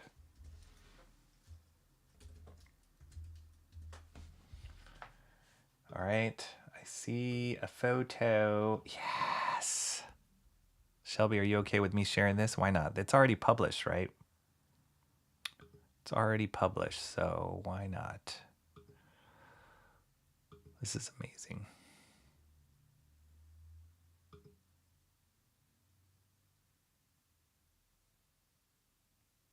Is that right? Yeah. All right. Check this out, guys. Look at that. That's killer. So was that real blood, Shelby? I think it would be a better picture if you told me that was scanned from a horrible X-Acto blade accident that you had while you were working on this piece. How awesome is that, guys? Pretty awesome. Snake eyes bleeding all over. Very cool. C2E2 exclusive. Hopefully we can... Oh, wait. Are we live? Yeah. Hopefully we non-C2E2 goers can get our hands on this somehow. If there's a way to get it, a way for us to find these, Shelby, let us know. That's awesome.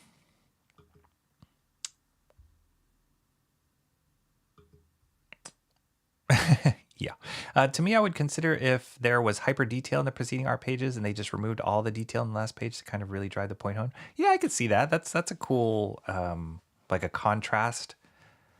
But, and I have no issue with it being no background. I have no issue with that. I think it's just the angle of the drawing, the angle of the characters. It's really static. And this is almost like a isometric, 3/4 down video game view. It's not really dynamic or threatening or dramatic for me. It's just kind of like, oh, default pose. Got it. I did 2 more covers, but can't show off yet. All right. Well, let us know when you can. Have you bought an embiggened shell bean yet? I don't even know what that is, Bancroft. Rocky doesn't need that curse staring at him in his office. Yeah, I don't even know what that is. I don't even know what it is. There's some things that I am grossly naive about when it comes to YouTube, comics, the industry, and I'm happy to keep it that way. Thank you for the link, Timmy Mello. Mark's Music Obsession just bought one Bancroft to be a companion to the Great Banana Bean. See, I don't know. I don't know, guys. That sounds weird. In defense of the creative team, the art has to be approved and several edits by the toy company, so not always the best of the bunch to go to print. Yeah, I get that. Real Blood and colors by Dan Kemp of Spawn fame. Awesome. So good. Everybody loving it. Looks sweet. Nice. Okay. Oh, is this a link to where we can find it? Hang on. It is, everyone. Holy cow. This is a link to where we can find it. For those of you, click on that link. Boom, right there. From Shelby Robertson. 2025 right there. Can get a copy. Go grab it. All this other stuff. Don't need any of this other junk. right there. That's Snake Eyes bleeding for you.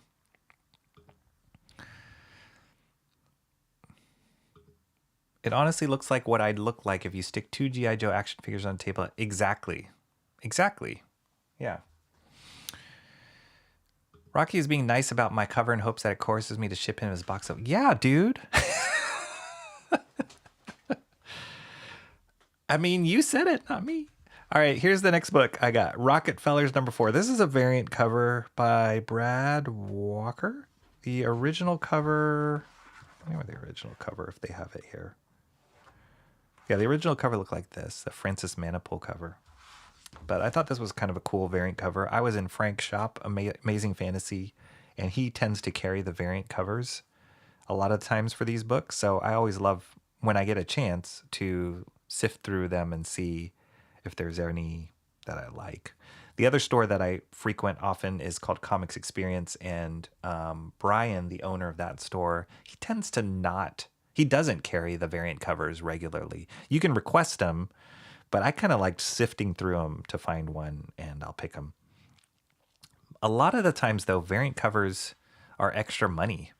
This one wasn't, so that's why I grabbed it. But sometimes they're usually $1 more, which they didn't used to be that way. At least not that I remember. So yeah.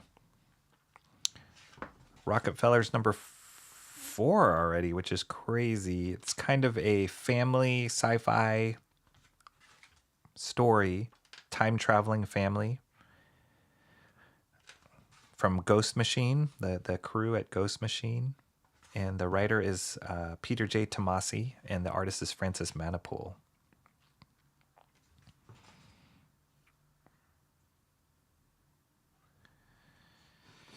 And for the most part, the story, this family escaped from their time period and went back in the past, which is kind of our present. And they're running away. They're just staying in hiding, but they're running away from this hunter that's coming after them. And the parents in particular are like these super brilliant scientists. So my guess, and it looks like here they're already doing it, they're probably going to widen this out to be a lot more time traveling, going to different time periods as a family, and while they're still trying to run away from the hunters that are coming after them.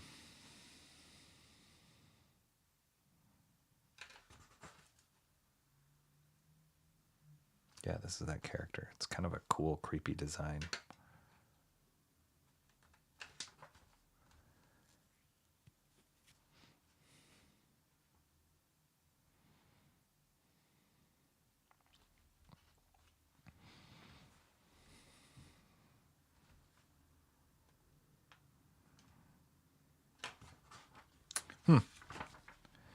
So it's cool. I mean, they set up they're slowly setting up each character, their own personality, their own storyline.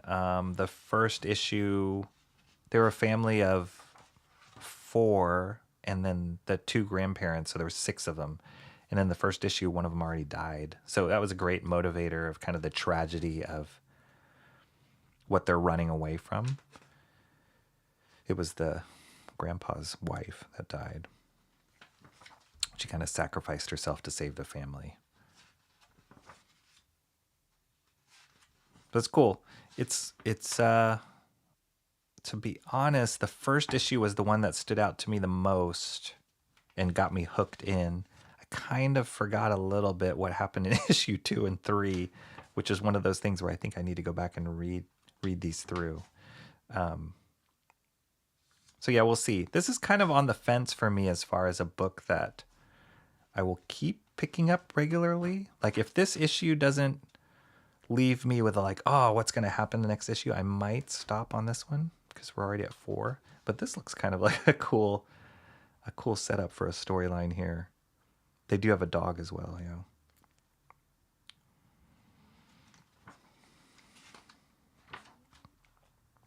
All right.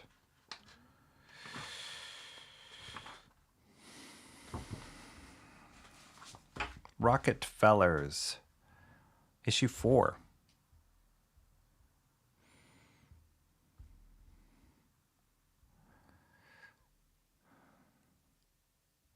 Brocky's being nice about the cover in hopes that, of course, means ship him his box of fun. And Art and Times of J. Ryan says, wait, I just have to be nice to you? That's telling, J. Ryan, that you haven't gotten anything yet. We are not nice. There you go. You guys are hilarious. You need to go out to Fantasy Comics, a.k.a. Fact Fiction Fantasy out in Livermore, and let me know how it is now. I haven't been out there in a decade. All right, let me look, because I did go out to Livermore one time. Sorry, I'm just going to look on my phone. In Livermore. I can't remember if the one I went to... We've talked about this before. Fantasy. Oh, yeah. Isn't this the one that's at the corner, Shelby? And it's like just piles and piles of stuff. And like the guy's been there forever. I think this is the one we've talked about before. And I did go there. And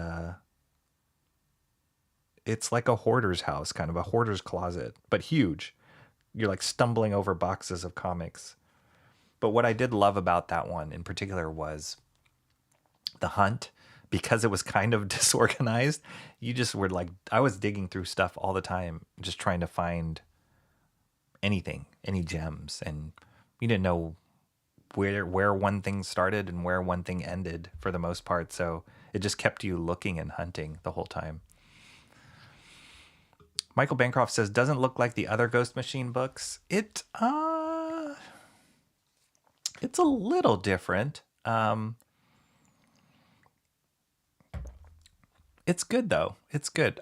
Read the first issue if you can, and that'll tell you, that pretty much sums up the tone, the genre, and the storytelling of these past 4 issues. So if you don't like the first issue, then it's not for you. But the first issue, and I didn't think I would like this book, but when I read the first issue, I was like, oh, this is pretty good.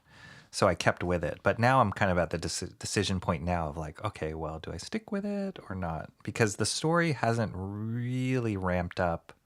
It's just establishing more stuff, kind of building the world, building each character. But it hasn't really ramped up yet. And probably it might in the next few issues, but we'll see. Yeah, the first issue was a little sad, and that's what got me hooked. It was not a happy-go-lucky kind of thing. It was it kind of hit you at the beginning already. Maybe they're preparing for a sucker punch. Maybe, yeah. I love the colors on that. Yeah, there's good colors. The colorist on this book is John Kalis, Ian Herring, and Francis Manipool himself. Yep. They're good. Really good. That Hyde cover preview in the last pages was pretty chilling. I definitely like Hyde better than this book. This one? But I don't know if I'm going to pick up this issue because it's not Ivan Reis and Danny Miki. This cover is. But the artist is Francis Portella. So we'll see. That one's not a given that I'm going to pick it up because the artwork on Hyde Street is amazing. Really awesome.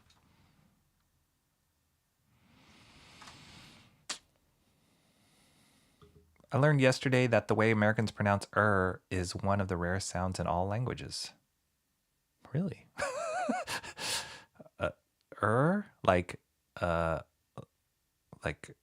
Okay, I don't understand that.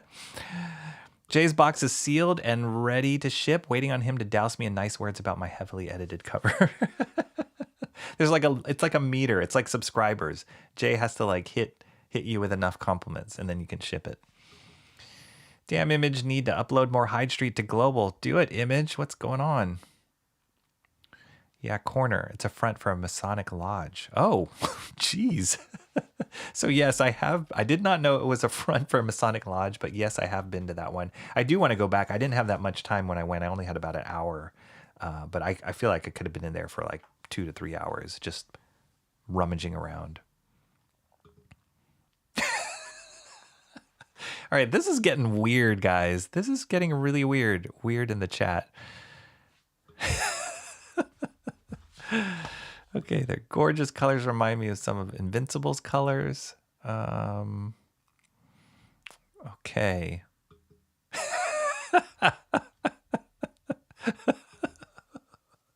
I'm going to leave you two alone in the chat. I'm hoping things get shipped out for you soon. Jay Ryan, I know you're trying hard. Okay, here's the last current book that I picked up today. Hack and Slash Body Bags. You guys know I'm a huge fan of Jason Pearson, who created the characters in Body Bags. He passed away a couple years ago. I think it's a couple years ago, maybe 3 years ago. His artist edition of Body Bags is coming out sometime this year. I've played that trailer a number of times before my stream. It's still available on Kickstarter if you want it. It's going to be amazing, guys. I'm so stoked about that to come out. And I've just been picking this up just because I like the characters of Body Bags, and the artwork's been pretty decent on this. Stefano Caselli.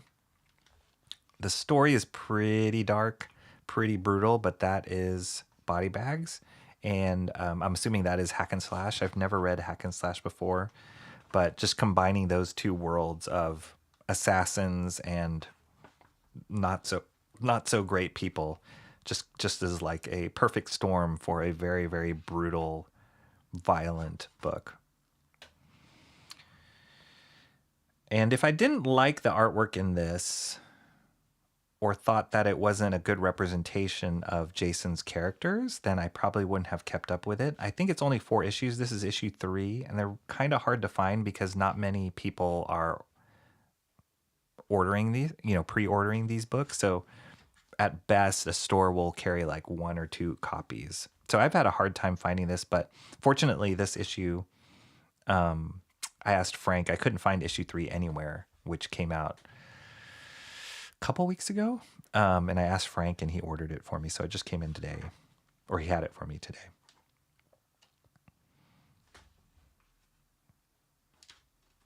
But yeah, it's a weird story of like a slight horror element to it. Definitely like violent action. It's getting really brutal here.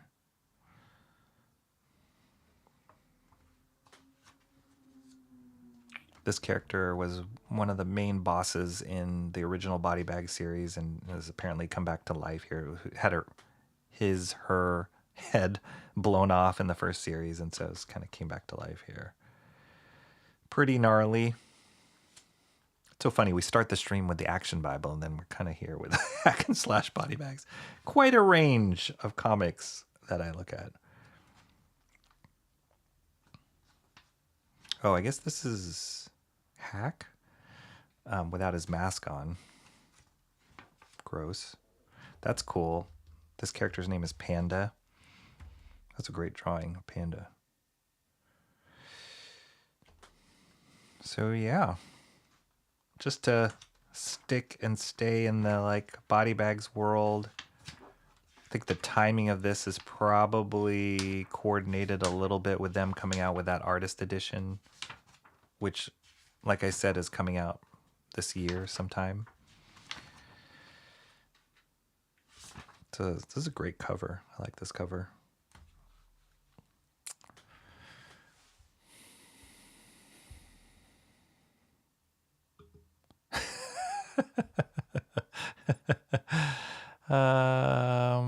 With all this Shelby love from Jay, you would have thought you did a weeb anime Godzilla cover. Huh. Oh my gosh. Hack and Slash is very brutal and gory, yes. Yes. I've never read the actual series, so, and that's probably why. Like, I'm like, it's like, slasher stories.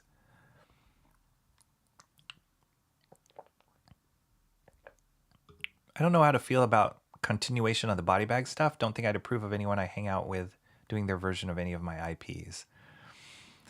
I mean, the only thing I think is if whatever money they get for this, and however it's divided up for Jason Pearson's estate, that his mom can get it. Because I think, like, just stories I've heard, she had to deal with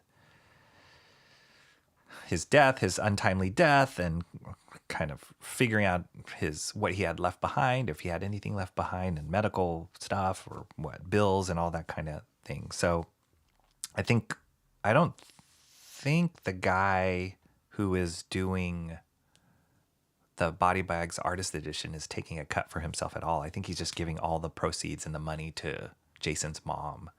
So yeah, I mean, Jason's not around anymore to do body bags, and so if it can keep the IP going, I don't see why not. I don't see why not. Especially if it's trying to be true to it. That's debatable. Like, we don't know. Would Jason do a story like this? Maybe. Is this the right direction that he'd want his characters to go? We don't know. He's not here to tell us otherwise, but I feel like it is. I feel like it's kind of in line with the tone of the original series.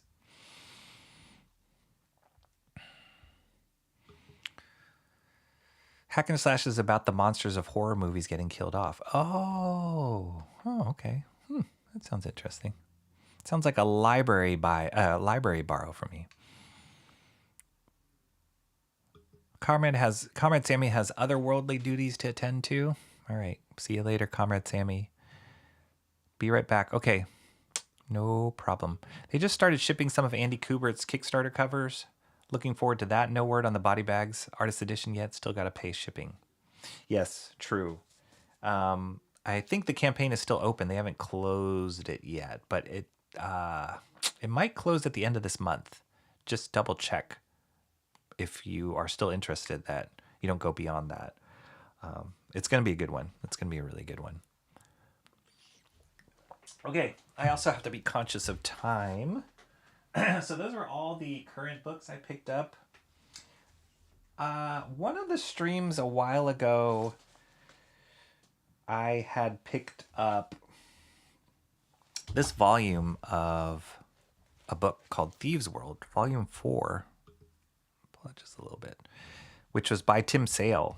And this was some of the first Tim Sale work I had seen growing up as a kid. This was before Tim Sale was doing any superhero books. But his artwork was so striking in this, it kind of just gave off that like indie vibe. It was black and white, pen and ink. Didn't look like a superhero style for comics. This is more of a fantasy story, but told in this noir way. So I remember reading some of these issues when I was a kid, and so when I saw this volume 4 in a comic book store, I nabbed it. But then I was like, oh, I just have volume 4. So what I did was I actually ordered 1, 2, and 3, and I think there's a 5 as well. But 1, 2, and 3 came in the mail the other day, and I thought we could look through some of that. But there is something to this, like, raw indie pen and ink in the day and age where we can color. There's so much technology to do digital art and coloring and make it look as professional as Marvel and DC can do for an indie book. I love this independent book feel. There's something to this that just like resonates with me, and it's really funny to think that Tim Sale kind of came from this or cut his teeth on this first, and then went to drawing some of the biggest mainstream characters of all time at both Marvel and DC. So it's really cool to revisit this back, and like some of his choices and his stylings are similar to what he was doing on Batman and Superman and Daredevil and all that. So, but it's really cool to see like his original comic stuff, or like earlier comic stuff. It's cool though. I mean, he was not dialing it in. This guy feels like it could be like out of Lord of the Rings, the stuff that he sets up here. Just the research and the backgrounds.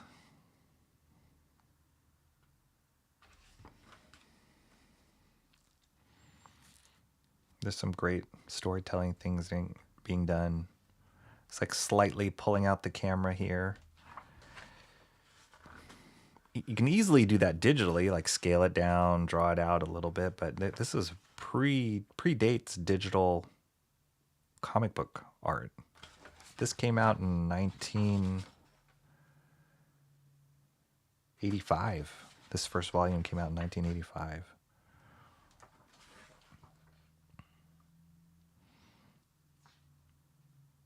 And with Tim Sale's stuff, like the things that are striking, that's great. I love the negative on the stone, the cobblestone, the negative white, negative lines here. I love the thinness of the nib line that he used, and then he has like really bold black shadows for the lighting. There's that combination of like thin, super thin lines.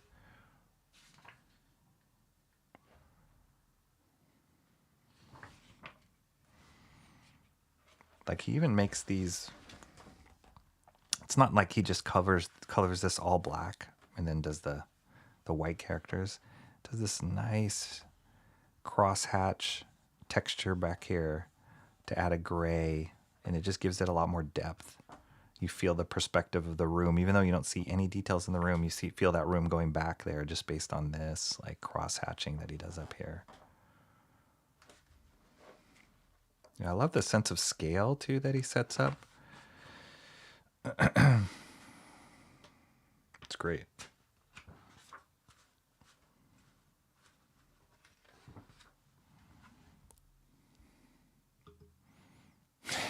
Right?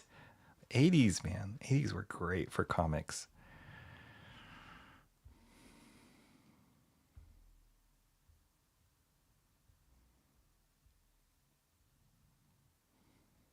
Checking out from the library would be a good move for Hack and Slash. Yeah, I'll look for that there. I don't think I need to own Hack and Slash.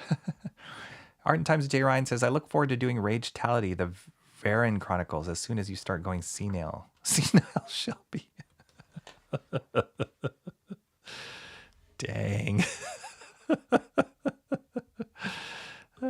K-Pop Junkie says, don't worry, Shelby. I will do a ton of Kit Kat eating ramen and hot dog covers for you. Everybody's just waiting for you to kick the bucket, Shelby. So much potential.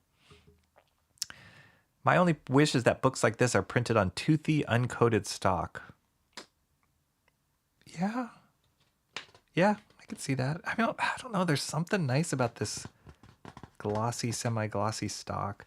It's not the kind of glossy stock that I've seen where, well, maybe that's not true. Like when you press your finger on big black areas, you can see the fingerprint. I've seen stock like that, and I hate that when it comes to black and white stuff. This one, it's not like super glossy.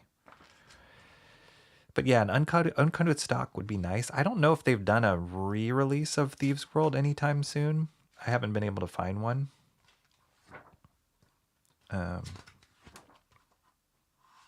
There's something to this size. I know this is the size pretty much that, like the Marvel graphic novels are this aspect ratio size. This is a regular comic book and or a regular graphic novel. It's like this bigger size. The Marvel graphic novels, like Futurians. Oh, it's even a little wider than Futurians. It's almost like an 8.5 by 11, or maybe. Hold on, I want to measure this.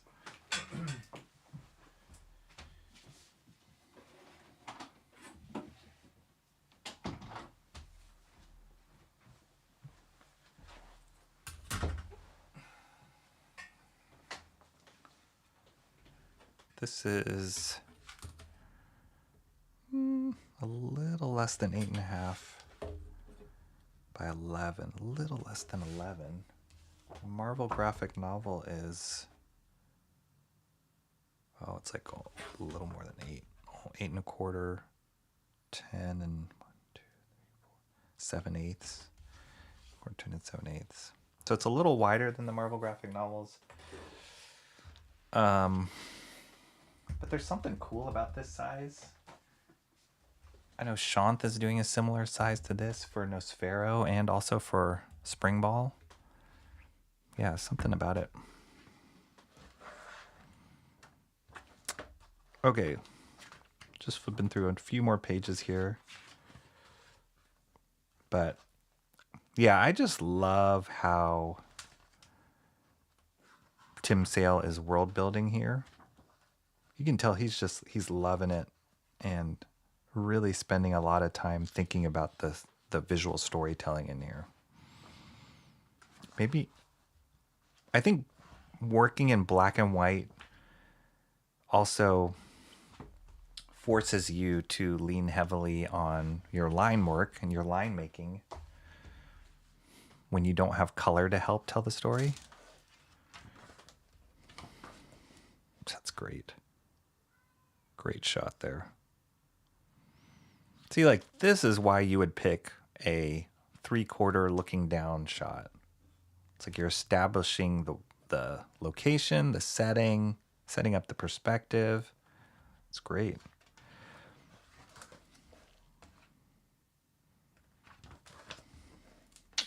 A lot of nice pen and ink cross-hatching techniques in this book. I super appreciate that. And this is stuff that like a pen nib would work really. I mean, this is a nib in action right here. Great stuff. It's cool. I'm excited. I'm excited that I have at least from the beginning, from volume 1 to 4, now I can actually sit down and read the story as opposed to just reading 4 and like guessing what happened in 1 through 3. Look at this page. This is great. It's like happening in like a misty, foggy night. So instead of spotting the blacks here, he just uses various degrees of hatching and cross hatching, and it gives you this totally like atmospheric feel to the environments. It's great.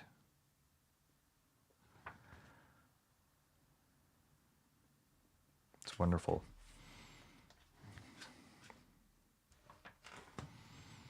Yeah, it's almost like the hatching Sin City.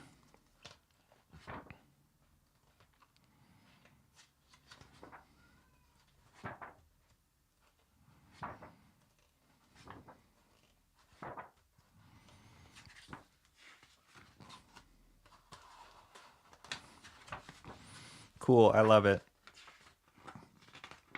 Like I said earlier, there's something about that indie, respecting that indie vibe. And just because we can make things look quote unquote professional or super polished, we don't have to. There's something about this that just captures the feel. Wow, look at that. Look at that nice negative space here. And then the background, like all this intricate cross-hatching.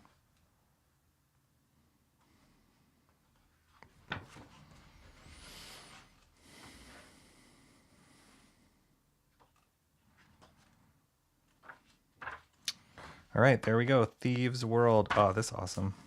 It's cool. Cross-hatching. Thieves World.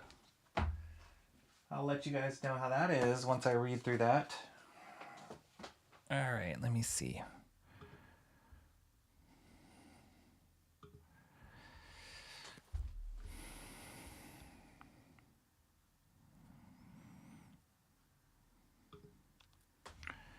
Art and Times of J. Ryan says, I plan to do Weekend at Ragetalities where Varen has the time to make the Time Lords believe Rage is still alive long enough for Varen to stop them and go back in time to stop Rage from dying. That sounds amazing. Facebook keeps showing me ads for pregnant singles. Okay. Random. Specifically singles. Should I click the link? Yes. Yes, you should. That won't hurt anything at all. Yes. Save us, Timmy Mello. For shame.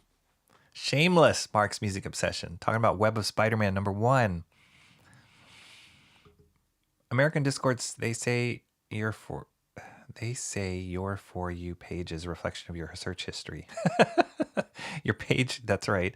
I'm not gonna even pull that thread.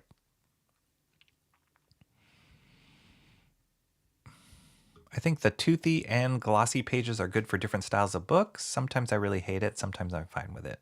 Yeah, it depends. All right.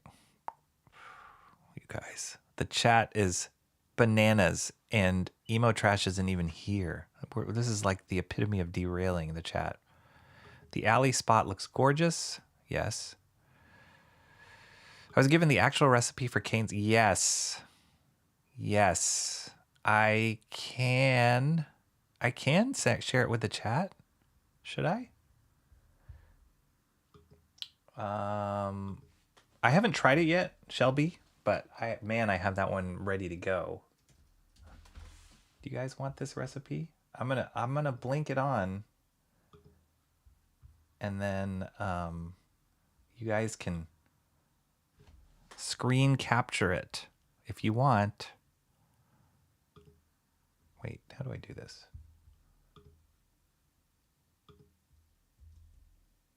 Ah, shoot. It's too big for the chat. Too many characters. So, what do I do? I can screen capture it and then share the screen capture. This is so complicated now. I got to get to my last comic, everybody. But this is important. This is important. Okay, let's try this. And that is here. Then, that,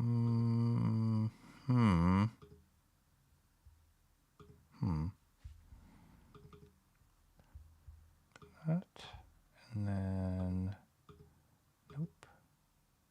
Preview. Okay, here it comes. Are you guys ready for this? It's gonna blow your mind. There it is. Cane sauce. Try it out. First one to try it out, let us know. I haven't had a chance to do that. I need to get some good chicken first before I do that, but I'm super excited. All right. Everybody's got it. Can rewatch the stream. They can add to the watch hours. If you guys go back and rewatch it just to get the cane sauce recipe. I'm going to take it off before I get sued by Canes, Raising Canes.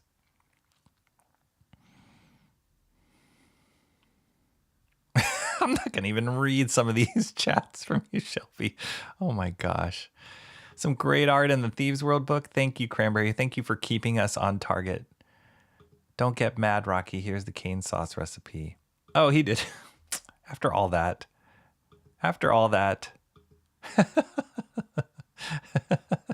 Sorry. Yes, I got friends in the food industry black market. They sell all the secrets. Nice. Yes, I'm behind. The sauce only lasts about a week. Then you got to toss, store it in the fridge. Took a photo of the big screen. There you go. Mark's music obsession. Mr. Monkey Boy 1969 does not like mayo. How can you not like mayo? It's so creamy and yummy and tasty. All right, this is what my last book I'm going to talk about today. I picked this up at our used bookstore, and I have already, when this came out in original graphic novel form, I had this.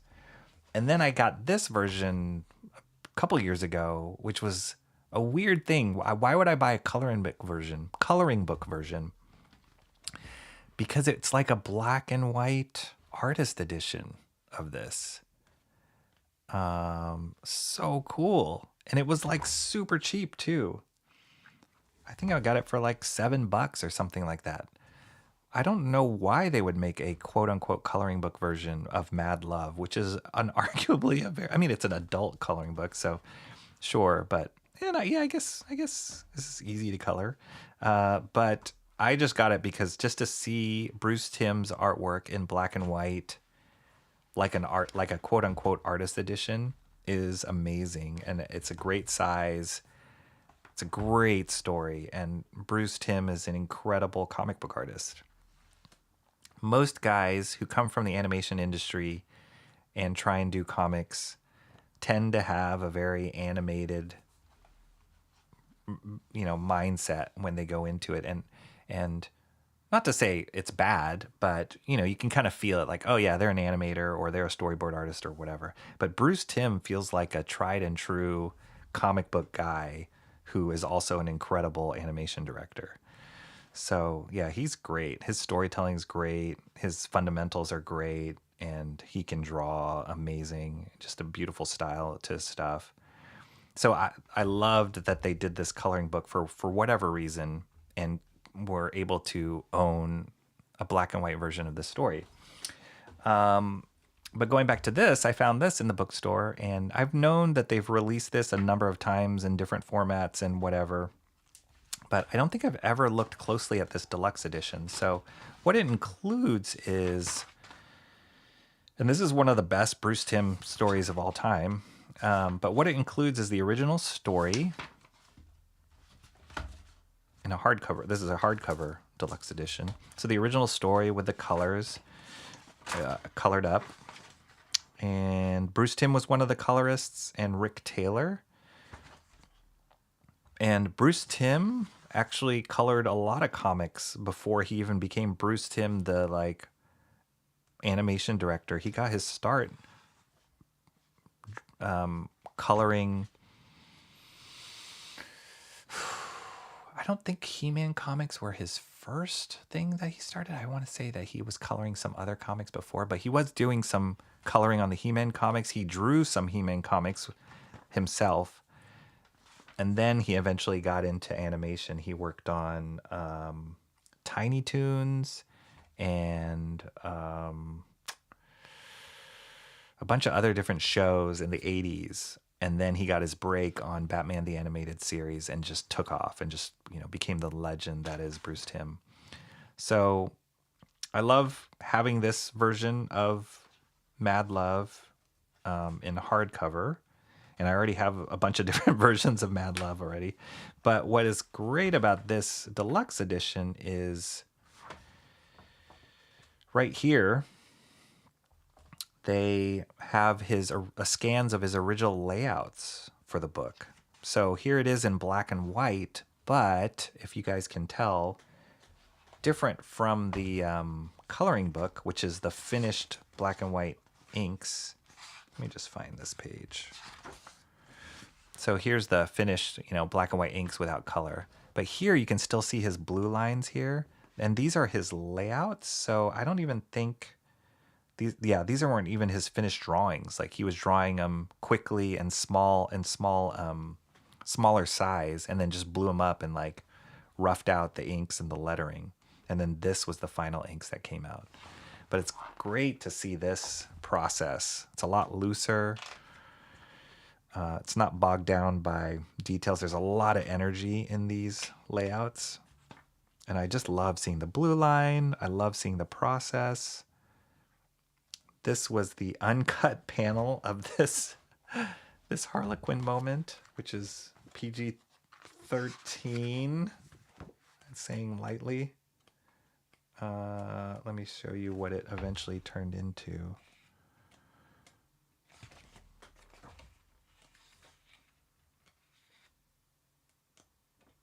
Yeah. He changed the pose of Harley here. This was his original intention, and he changed the pose to this. Kind of funny, but it's cool to kind of see the original right there.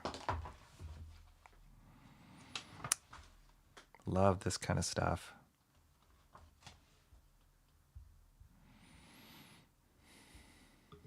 Have you seen Bruce Timm's He-Man mini? Yes, barely right. Absolutely, yeah. Some were drawn by Mark. Yes. Totally. I have that. Yeah, I have that whole book that compiles all of them. And yeah, it's funny because he's not. You don't even see real hints of Bruce Timm in that stuff yet. It's only when he gets to this point, I feel like it just takes off. Like, his style just solidifies, and it's just another level. Beautiful just to see these things. Man, I would love to see these at size, but I'll take this. Look at that. Look at that Harlequin. Man, it's killer. I love seeing them, like when they shrink them down and you see them all on these pages. It's awesome. Really good.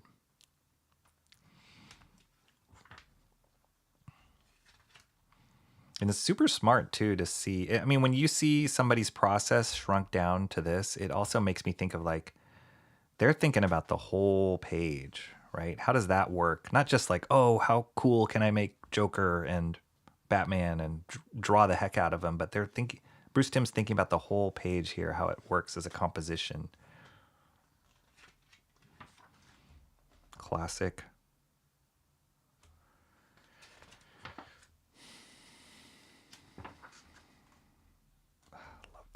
He's working on a 9-panel grid this whole time.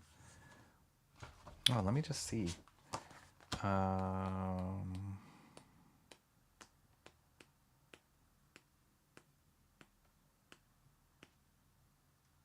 Okay, that's cool. So it's great. It seems like we're this is kind of cool how this worked out. We were talking about earlier in the stream this 9-panel rhythm of like. I think that's where I read it. That's right. This is where I read it. The interview at the beginning of this book where Bruce Timm was talking about using the 9-panel as his guide because he saw Dave Gibbons do it in Watchmen. That's right. And he said it was freeing for him because he could just focus on telling the story with the restraints of this 9-panel rhythm.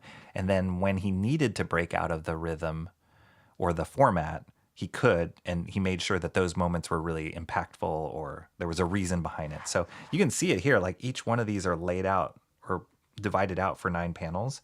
But then like right here, even though you can still see the 9-panel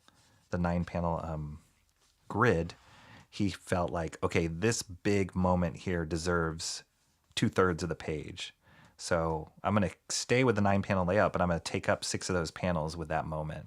And then this is the final right here, which is awesome. It's really cool. Yeah, that's right. That's where I read it. I read it in the interview with him here. Then booyah, look at that. I love that. That's like screaming Kirby all over that. Right here, this is awesome. Like, yeah, it takes up 2 panels, but you really get that motion of Joker going after Batman's throat.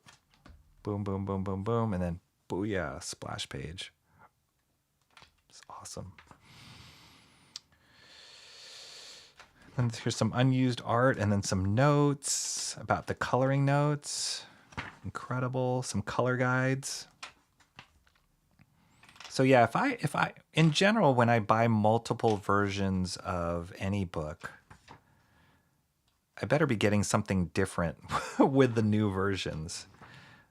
You know, otherwise why keep buying it? So this is kind of behind the scenes production stuff that I hadn't seen compiled anywhere else. So that's why I nabbed this, even though I have multiple copies of Mad Love.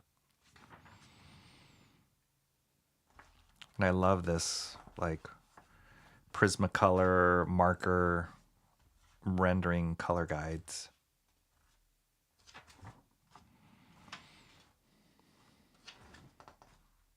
And there we go. What a page.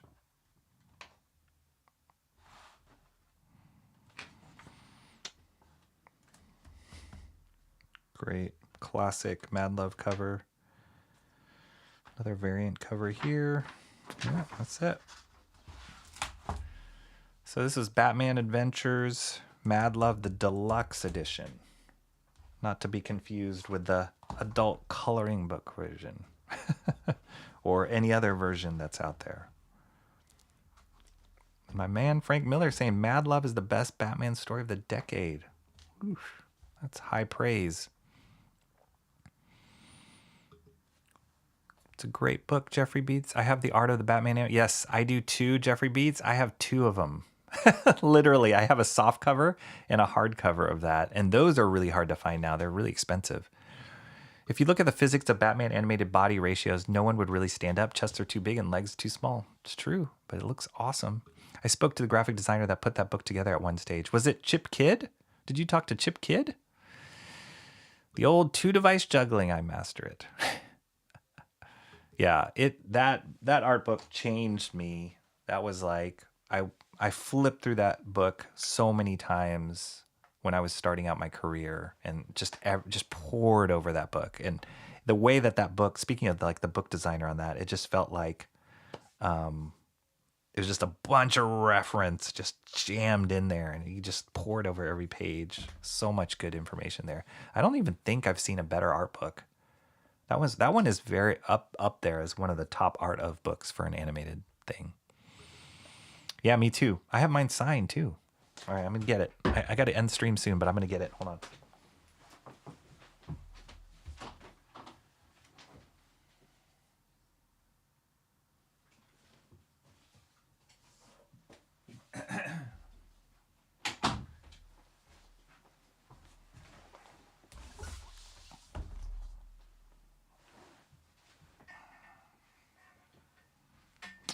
Check it out.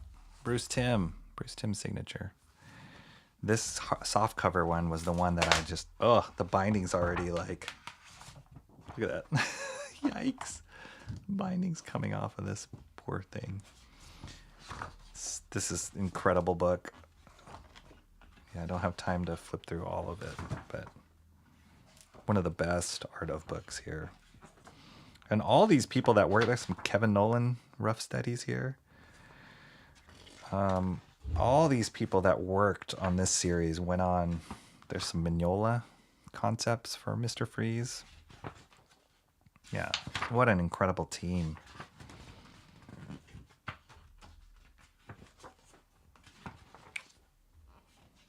Glenn Murakami, we've talked about him on stream before.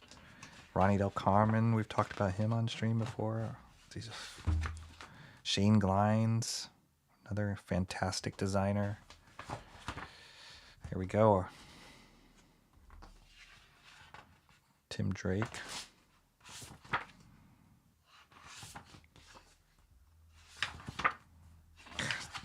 This series is so good. Yeah, and then here's my hardcover version too, because I knew my softcover was dying. But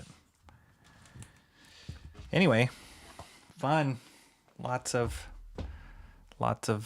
incredible stuff. That's the issue for me. So much to take in with an individual panel and then the page as a whole, and linking that from page to page. And the book as a whole, yeah, it's like layers, right? It's like you want to make the panel read and tell a story within the panel. You want the whole page to read and tell a story within the page. You want the whole book itself, the cover, all of it. It's a lot. It is a lot. Cool part of a Batman animated is that they started concept art on a black piece. Yes. So I got to know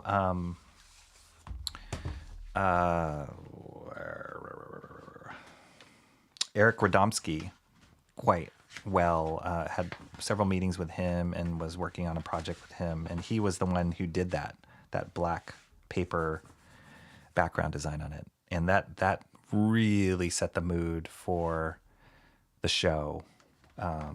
That they were working off of black paper and then reversing out the positive or the lighting on it with the red sky. Have you seen a better animated intro than the Batman the Animated Series intro? It's debatable. It is one of the best intros, I think, in American animation. Chip Kidd indeed was the designer. Don't ever meet your heroes. Oh, was he not right? Was he not nice?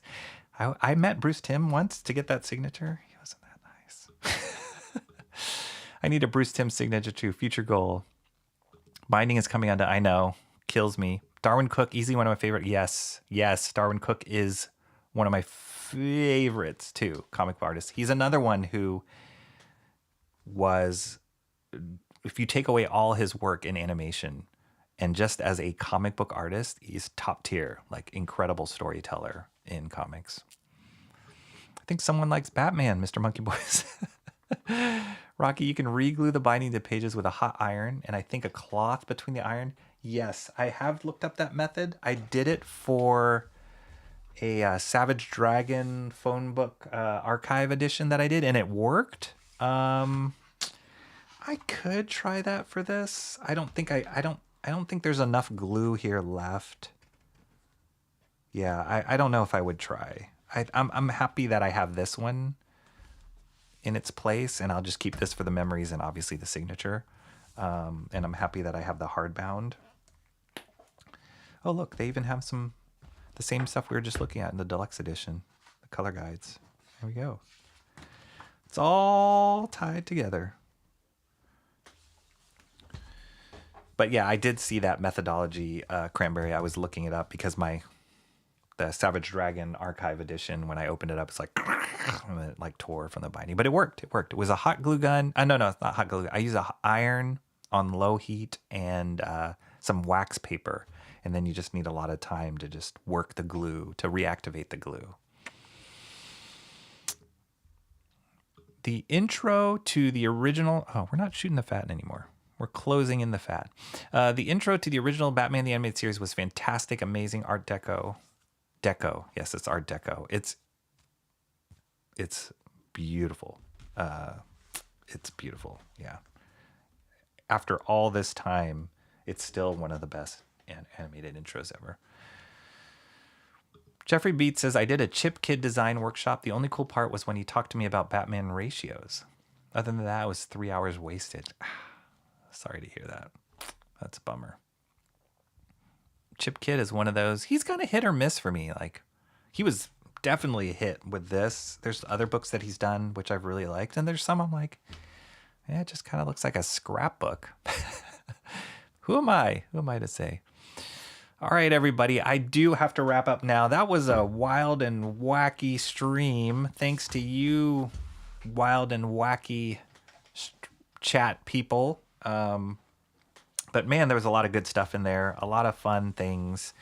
And I'm super excited to kind of dig into them and read them.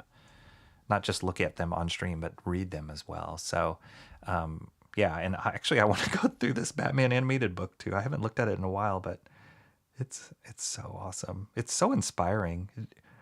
I love looking at things that make you like want to do it or like create it when you look, or just like inspire you to do something. And that's why this soft cover Batman animated book has, the binding is falling apart and is such a loved item of mine because I just poured through that, and everything about it just made me want to do what they were doing.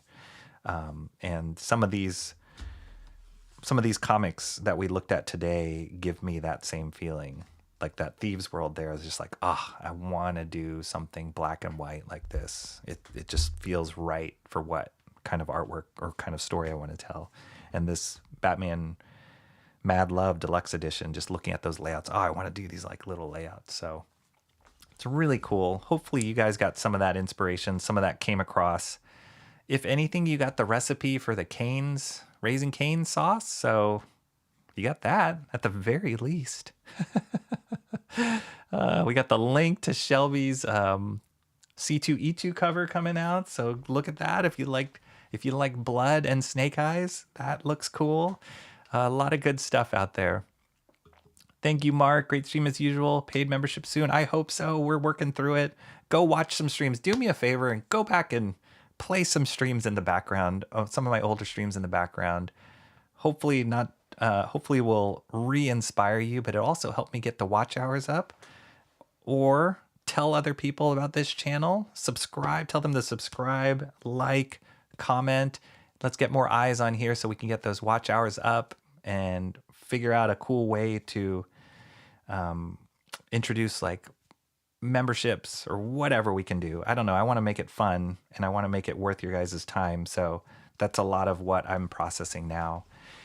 We'll get to the next master study. Hopefully, let's say tentatively Friday. I don't know. We'll see. Thursday's going to be a little bit busy for me, but Friday, maybe I can get in a master study. I really want to try and nail down or finish up that Steranko page. I'm going to plan on making it one more stream for that page so that we can move on to the next one. But it's been so awesome hanging out with you guys. and doing the stream. Hopefully you guys had fun. Have a great rest of your Wednesday. Jump on Bancroft's Art Share. Go sign up for Shant's Indiegogo for Nosfero, but also especially for his Spring Ball campaign, which should be launching soon. He's working really hard on that, and I'm super proud of the dude, and I cannot wait for you guys to see the new work he's working on. He's taken it to a new level. So yeah, that's all I got. I'll see you guys later. Have a great time. It was great. Check out Hack and Slash. I copied the recipe, shared it with my family. That was fast. Thanks, Rocky, everybody in chat. Australian goodbye is hooroo. All right, awesome. Hooroo. Later taters, mama taters, all the other taters. All right, see you guys. See you later. We didn't see John or Emo Trash. Where are those guys? Tell them they were missed. But thanks to Comrade Sammy for being here first. All right, everybody. See you later. Bye-bye.